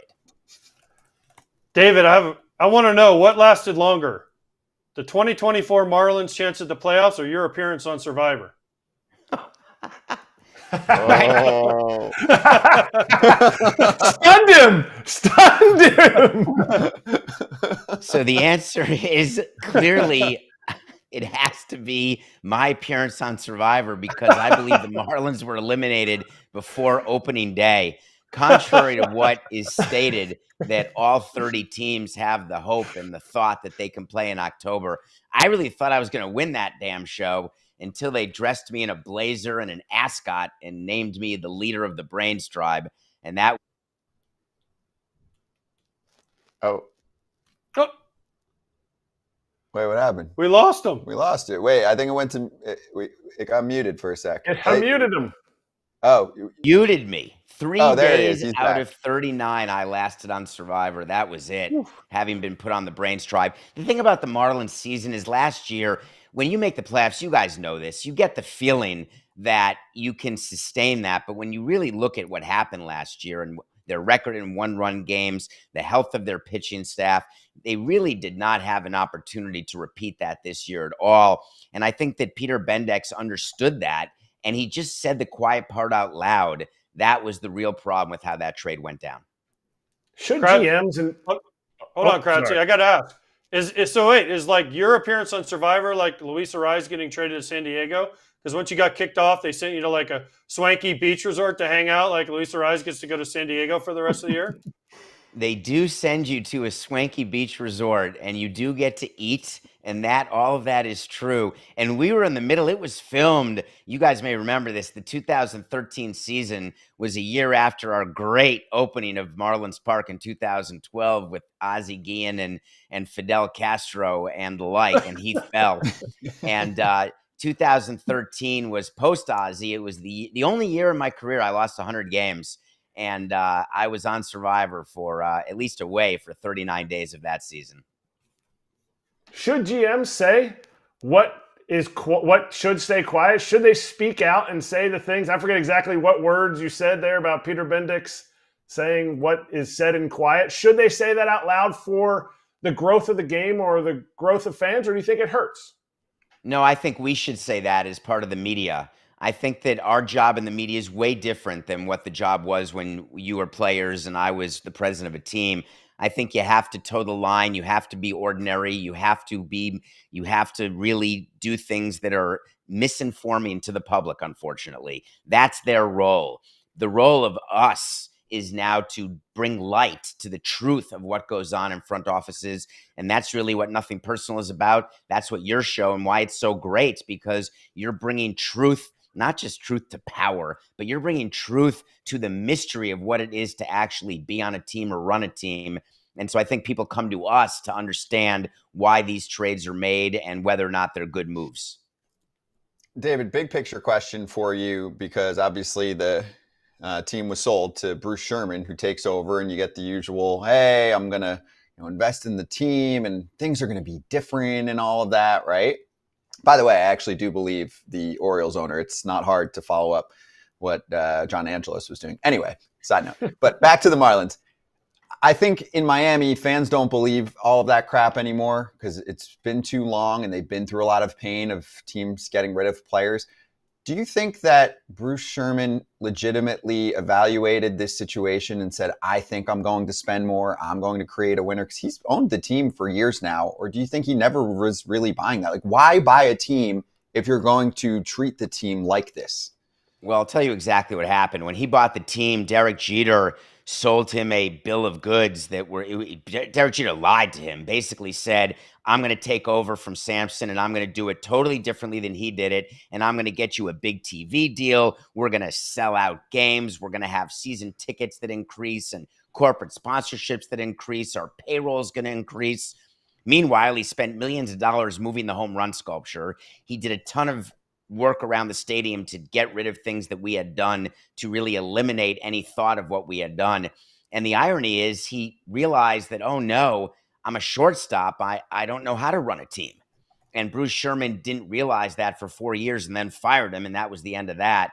But it had already been too late because there had been so many years under Jeter where the team actually did not improve its revenue. They did not find a way to either have sustained winning or sustained revenue growth. And now Jeter's gone, and Sherman has a bunch of other owners, one of whom is Michael Jordan, who say, hey, listen, we're not losing money anymore. Stop with this. So there's a clear reason not to increase payroll because they're not getting the increase in revenue. I think that's a far bigger issue than Bruce Sherman saying, oh, I'm purposely not going to spend money or win. He just realizes there's no money to spend because there's no revenue. Okay, so why doesn't it work in Miami? Like, it hasn't worked. The fans don't come. I mean, you bring in Derek Jeter, right? You guys tried it. And I'm a fan of the sculpture. I'm the only one that likes the sculpture. No, I me wish they too. would have kept it I inside. loved it. There's a lot of think- people, man. I think it was cool. Yeah. I thought they should have kept the aquarium, but that's just me. It was something to stare at on deck instead of what was happening on the field. But I'm glad they got rid of the green walls. I was not a fan of those. But why doesn't it work in Miami? Like what? There's millions of people. There's people that love baseball down there. Showed it in the WBC. Showed it this year in the Caribbean Series, right? Why don't they come to Marlins games? It's kind of the same in Tampa Bay. Tampa Bay, the TV ratings are huge. People don't go to the games. Why? Why can't Derek Jeter make it work? Why couldn't you guys make it work? Why couldn't Huizinga make it work? Why can't they work in Miami? I don't understand why no one has unlocked the puzzle yet. Yeah, and you forgot John Henry, another one of the 4 owners who tried to make it work and couldn't. And a couple of things, you sound a lot like Bud Selig, and this is how Bud talks. No! before All right, expansion. Wait, I can't hear He you. Did said- you mute yourself? Wait, were you? I didn't hear you. Wait, Stop. what? He hears you. He said Florida's fantastic during the spring. Let's expand there. Tampa, you guys may remember, the White Sox were going to move to Tampa at one time. The Giants were going to move to Tampa when they were threatening and needed a new ballpark. So Tampa was always used as the way Vegas is used now, that everyone's going to threaten to move there, and maybe someone will, maybe someone won't. But then expansion came to Tampa and Miami, and the reality was summer in South Florida is not like spring in South Florida. All of the wealthy people in Miami who would be your season ticket holders are not there during the summer. The corporate base, it's like Carnival, and that's the Heat, or Ryder, or companies that really don't spend money on the local sports teams other than Carnival on the Heat because they own the Heat. So it's a very different equation. The corporate base is small, the season ticket holder base is small, and the people you're talking about who go to WBC games, and we hosted that, you may remember, and it was fantastic, except we tried to convert them all to be Marlins season ticket holders, and the answer was, we love our country, we love when you do Dominican night, we love that you've got Miguel Cabrera's Venezuelan, but the truth is, we don't really care too much about the local team. We care far more about the national team, meaning DR or Venezuela or Mexico, etc. And in terms of why they don't draw more, there has not been sustained winning. And on top of that, it's the wrong time of year. So baseball, if you ask them really quietly to tell you the truth, they would tell you that it's not the A's that worry them the most in baseball. It's the Marlins and the Rays. Wow. Okay, so back to the team then for a moment. A question from Kelsey, who's a big fan of your show. She said, on your episode yesterday, you said the Marlins should fire Skip Schumacher now. So Yes. Can you elaborate on that? Because we've talked a lot about Skip and the free agency upcoming for him. It's funny. You call it a free agency. I do not view it as a free agency. I think that he knows exactly where he will be next year. I would not be surprised. When we hired, just to give you an idea, we knew we were going to have Guillen well before we hired him. He denies it. He denies it, David. He denies it. Even though I saw him and I knew 2 months before the season was over that him and Cora were going, even though he says, oh, I didn't know what I was doing. Liar, liar, pants on fire. And I love him for wanting to keep up the lie, but of course he knew more than 2 months. I'd had conversations with the commissioner, with Jerry Reinsdorf. We had spoken to Ozzie through channels. Then we spoke to Ozzie. You'll love this. When we first sat with Ozzie, he looked at me and he said, hey, are you really offering me a 4-year deal? I said, dude, our owner promised you 4 years. I don't want to give you 4 years. He said, Poppy, don't give me 4 years. It's not going to work out great for you. And he knew, and he got that 4-year deal, and then he sat on 3 years and got paid to not work, which, by the way, is a great plan. But in terms of Skip, 2 things about Skip. He was never staying with the Marlins long term. 2, when his option disappeared for next season and it got out, and the Marlins and Skip tried to pretend that all was great and fine, that's not really how it went down. Everybody knows in management and Skip that he's moving on. And my thought is, if your manager is not going to be there and you know that, there's no reason not to make the move now and make a financial settlement and just be done with it and get someone new in there who you can start with. And the other thing that really struck me yesterday is after the Arráez trade, we speak to our manager and talk to the manager about what to say after a trade. You're going to meet the media. Here's the talking points. Here's why we made the deal. You may not like it. I'm not saying I like it, but here's what we have to say publicly. We have to be together. And Skip talked about a little bit his shock and his understanding of the disappointment. No. Hey, this is the right trade for this organization right now. We love you, Luis, but we have moved on and we are ready to get this organization back to where it belongs, whatever the BS talking point is, but you've got to be in line with management. So put those two things together, and that's why I would say it's time to move on from him. Manager of the year to fired. Huh. Well, That I did sounds that weird. with Girardi. Oh, I fired right, the you manager did. of the That's year. right. Hell That's yeah. right, you did. Yeah. You're a trailblazer. Question for you. We're going to get out of South Florida, where nobody watches baseball. We're going to go to New York. Juan Soto is going to not or will break the free agent record for contract present day value. And is Pete Alonso on the other side of New York going to reset the market for an absolutely crushed market for first baseman compared to where it was when you were president? So let's take one at a time, and they do have one thing in common other than they play in New York. You know, they have the same representative. Oh, so, yeah. And we know very well what that means. And from Soto's standpoint, he will re-sign with the Yankees today, much as he would have re-signed with the Padres today, but he needs that record. And you say, let's take the present value. The union has the Ohtani deal at, let's say, $460.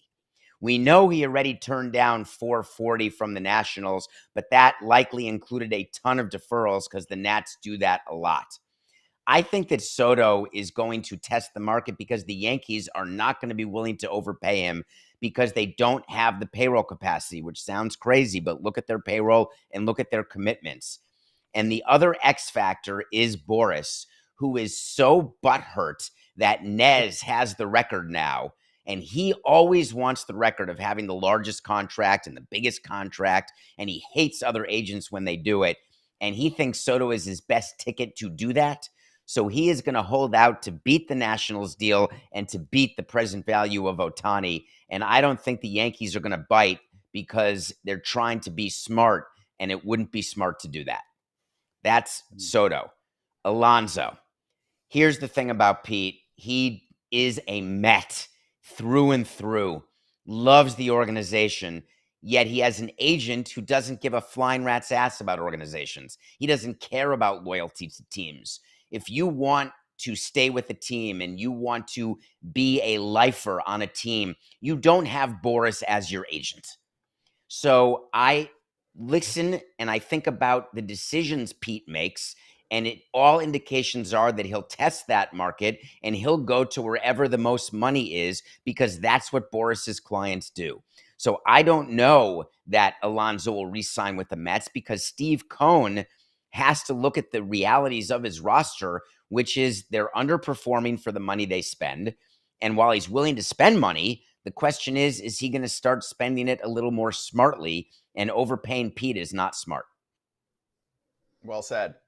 All right, I'm going to take us to some public quotes from your old friend Rob Manfred, commissioner of baseball, in the past 24 hours. I don't know if you saw these, and it's probably way too long for me to read the whole line here, but I did. Spoke about public financing, and I know that's right up your alley. I mean, that's one of my go-tos when I'm listening to you break this down. So can you explain the league perspective on this and where we stand in general? We know when it goes to public vote, good luck. That means you lost. But where do you see never this all go to playing vote. out?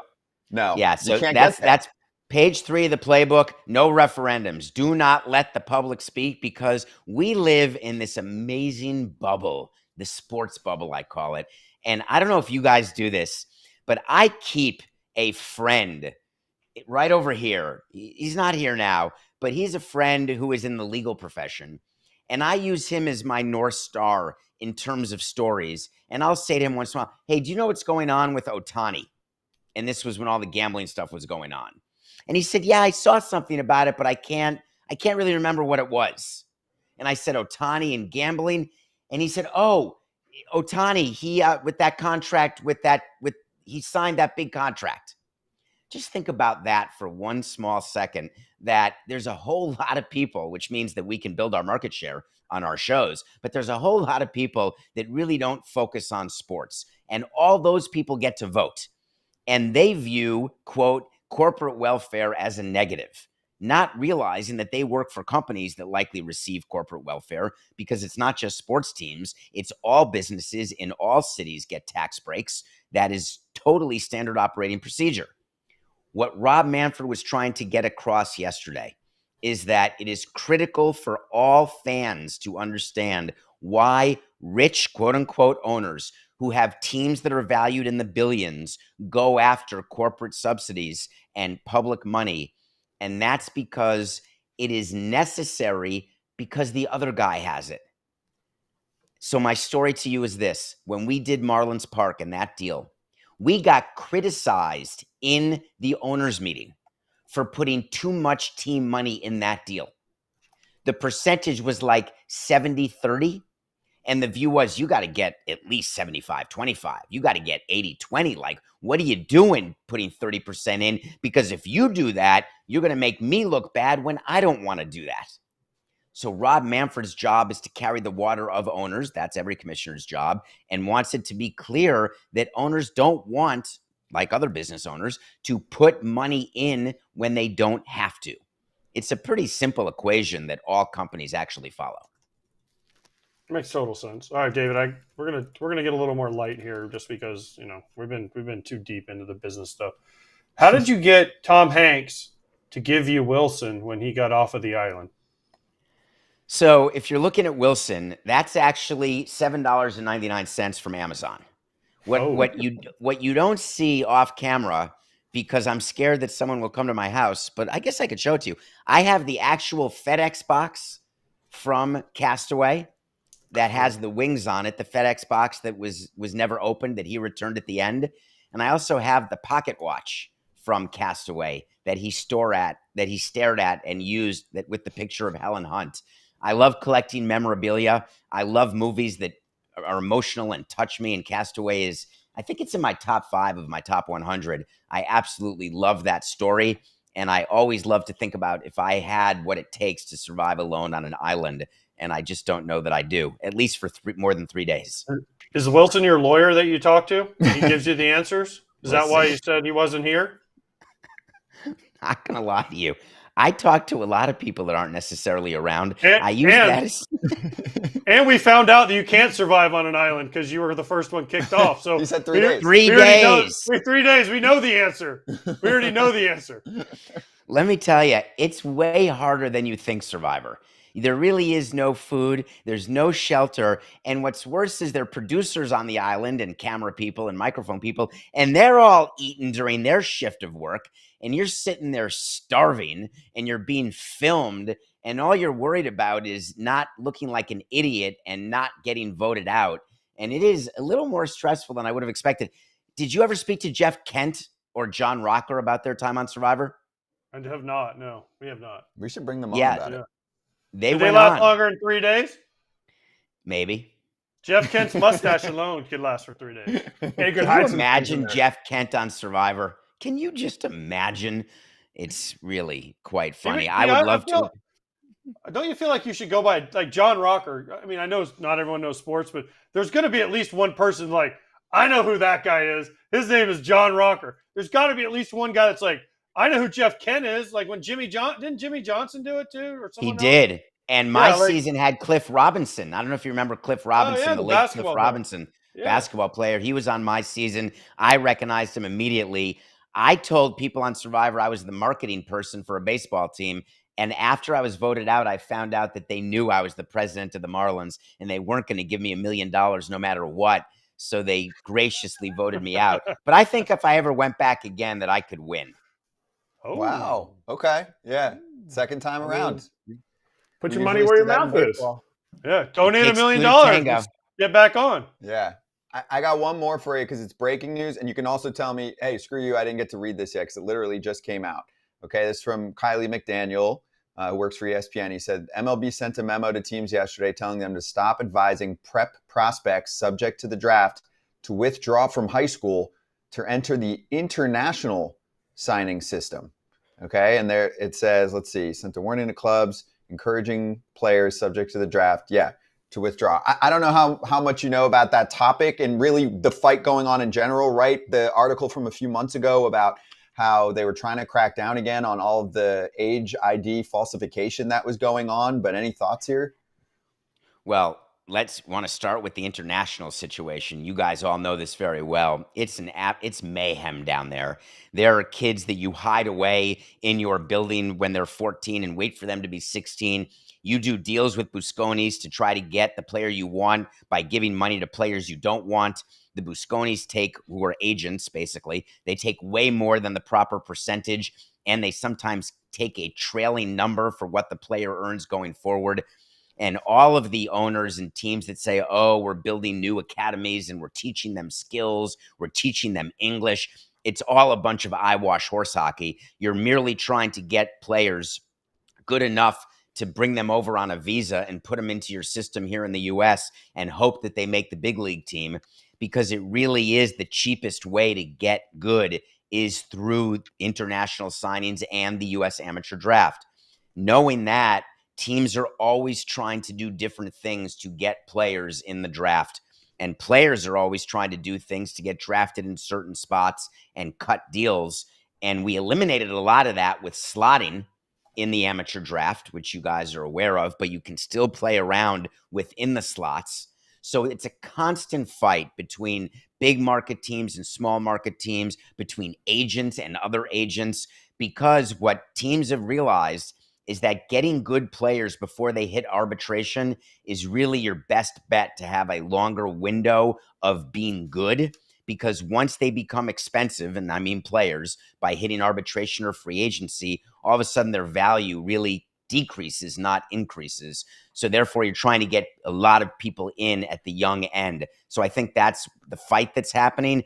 And all of this is really a prelude to the next CBA, which I hate to say it, that negotiation has started, but not officially, but it will officially start within the next year and a half, because the deal is ending already at the end of 25. What's the fix?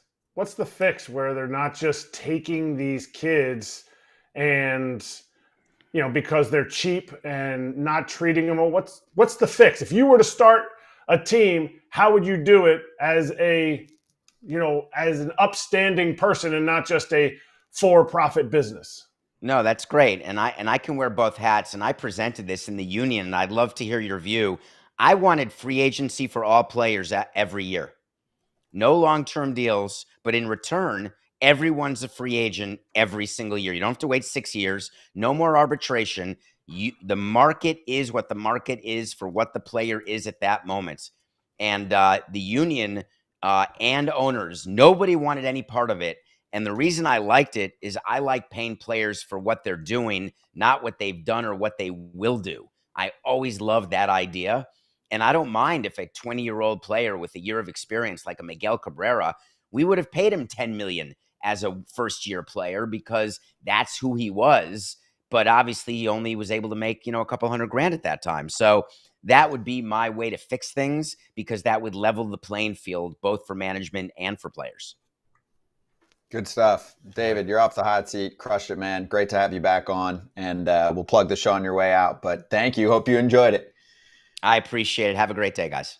Thank you. You too. David Samson with us. And make sure you give him a follow at David P. Samson. Also, check out the show, Nothing Personal, with David Samson. It's been running for a while. It's great stuff. I know there's a lot of you that follow all of his work, especially on some of the biz that we were diving into. He's on Le Batard Show Weekly. He's on CBS Sports HQ.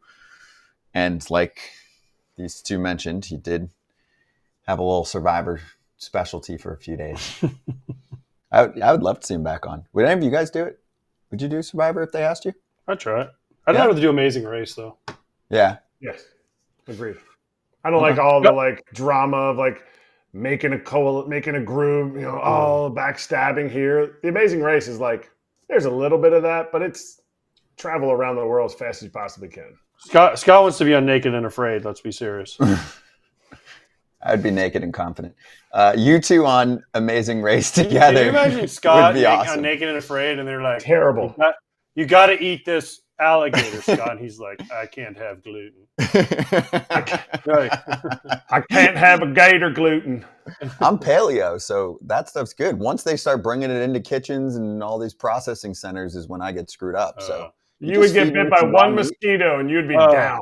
Down. His hair wouldn't be perfectly coiffed. I did get West Nile virus. Trainer, it's been 1 hour. Trainer. Hummus. All right. I'm dehydrated. I don't like It's hummus. been an hour. All right, so two things. One, in 10 minutes, we're going to go over the Baseball America latest rankings and updates and more on the return for the Marlins with the Luis Arráez trade. That's on Baseball America Hot Sheet, 10 minutes away. You don't have to touch anything. It'll go right over to the BA show. JJ Cooper and friends will be on there. So before we get to that, let's first get through some locks. Let's win the people some dough. I hit yesterday. Bets, multiple hits, only needed one. Dodgers won by 3, and I'm glad that I went that route. At one point, I was like, I think it's going to be a blowout, but I didn't want to get too aggressive. So anyway, Todd Father hit with his Phillies run line. Phillies are hot as hell right now. They just swept the Giants in 4 games, and Pap won his parlay. Phillies, Rays, Dodgers. Good for you, Pap. Keep picking on those Sox. Kratz and AJ fell, but always time to make that up. So you'll look at money bags while we jump right into what we have to do. So there you go. Most people up to a decent start. AJ at some point is going to turn it around. Hey, I got to say, though, like our group's doing well. Just throwing that out. If you add it there. all up, you guys almost cover me. Yeah, exactly. Exactly. FT Heater Boost, it's Tuesday. That means if you've been in the BetMGM app, this is for you. Plus 110 for Luis Heel and Justin Verlander, each to get 5Ks or more. Scratch that promo boost. It's plus 135. We bought down a strikeout for Luis Heel because the Houston Astros don't strike out that much, but Heel's been on fire in that category, and we got JV. So those are pretty decent numbers to hit. Shouldn't be too tough, but we'll see what happens. If you want more insight on that, you can go inside the BetMGM app. We actually have a little video posted from the FT fam. That's my lock, so that's nice and easy. I'm going with the Heater at plus 135, a Honda to win 135. Kratz, you're up next. I'm going 2 overs. Cutter Crawford, 4.5 strikeouts. He is going against the Braves, who have a 23.6 strikeout percentage on the season. Renato Lopez is going in the other side. I need him to get 6 strikeouts. I'm going over 5.5. This is paying plus 195. I'm putting 100 down. Both of them have hit these marks in every game but one. Cutter Crawford has hit it ever since he made his change in September last year. He has hit it in all but one of his 12 starts. Okay, cool. I'm going over in the Mariners Twins game. It's Bailey Ober and Hancock. Yeah, Emerson Hancock. Yep. Over on their strikeouts, it is plus 550. By the way. Really? Plus 550.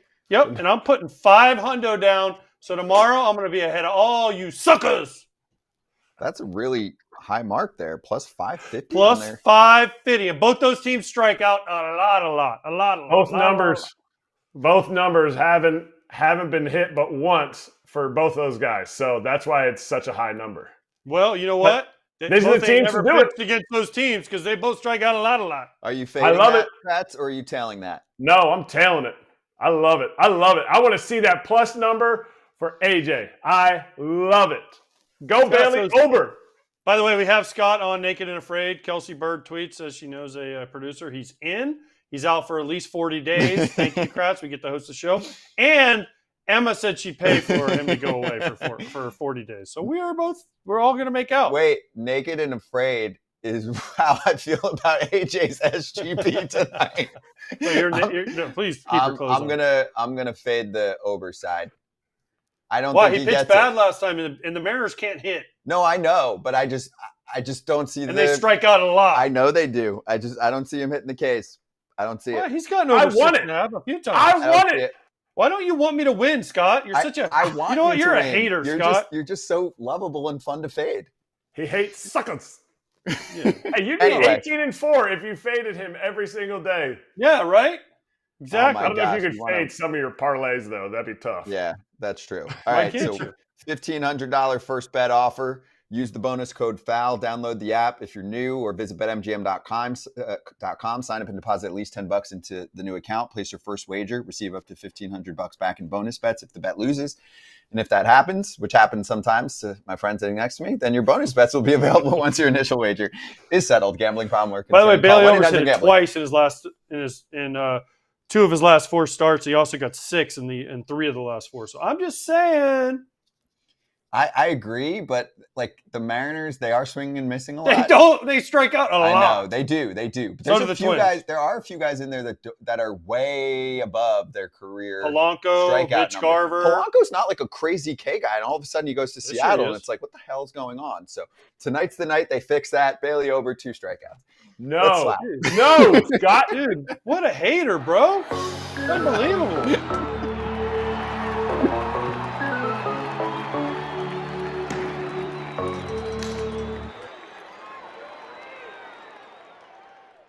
Sometimes you got to fade, and that's fun, right? I'm going to be watching that game tonight. Now I am locked in. I'm Just because serious. you I'm won't watching say that game subscribe. front to back tonight. Just because you won't say subscribe, now you want to be a hater. It's a healthy I'm rivalry. not taking my hat off until you say subscribe Subscribe. Take your hat off to YouTube. I'm so easy. to YouTube. Nice. Didn't think it was going to be the Jays hat, did you? But the old camo style, the digital camo, when digital camo was hot. I don't think digital camo's hot anymore, but old 2014. I think it's my favorite Blue Jay logo that they've had of their 9 Blue Jay logos in the last 20 years. Hey, love it. Sucker for camo.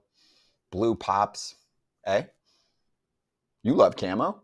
Are you saying I don't A like or are you anything saying you like. A? A. I don't like anything Scott Like likes anymore. EH? Yeah, EHA. A. I was Okay. going to give it like a B+, but now it's getting an F since Scott likes it. Okay, so it's He's opposite fading A. everything. He's fading my grade. Hey, David Rubenstein's the new owner of the Baltimore Orioles, and he has an announcement.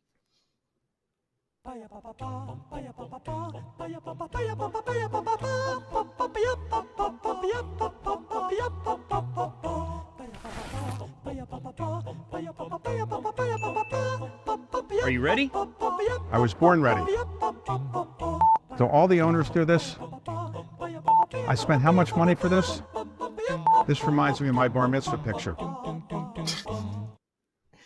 The best line. Do all the owners do this? No, David, they don't. Dude, can we get more owners to do cool stuff David, like that? you are already like, winning. seriously, I need more owners doing cool Why stuff like that. not? Show yourself. Be amongst the people. You bought a team at least partially to have a good time. I mean, separate with the Marlins, Samson said that guy got duped.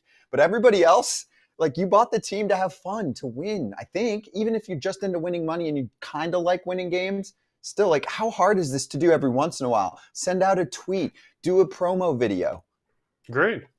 Winner. I don't know. Crush Jerry comes out on the commercial right now. I don't know it's going to go too well for the Sox. Just saying. If he comes out like Lance Lynn did last year when he had a rough start to the season and says, I effing suck, I think fans would appreciate Yeah, that. they would. Yeah, agree. I think more owners need to get out there. No, hell no. Jerry won't even. Jerry, no. Hell no. But I think more owners need to be out there. I think this is awesome. I agree. They're at Pickles Pub buying beers for everybody. They're like out there. Like, it's awesome, man. Like, be a part. Be a man of the people. You know, Scott didn't like to hang out with common folk. I love to hang out with common folk. You know? Stop it. Stop it. You're so bougie. If they I don't was got a owner of a boat- team, I would just be buying everybody drinks. Yeah, every day. hell yeah. Every day. I'd be like, I'm going to pop up somewhere and I'm going to buy shit for you Yeah. because I own the team and I want to have a fun, healthy community that is a fan of our ball club. And I want to win. Anyway, hot sheet coming up next. JJ Cooper and all of the Baseball America experts. We're getting into the Luis Arráez trade return. We're getting into some of their updates on their top lists. It's a great show. I encourage you to check it out. Subscribe to the Foul Territory YouTube channel and the Baseball America YouTube channel. And this show will flow right into the next one. So we'll see you on whatever day is tomorrow.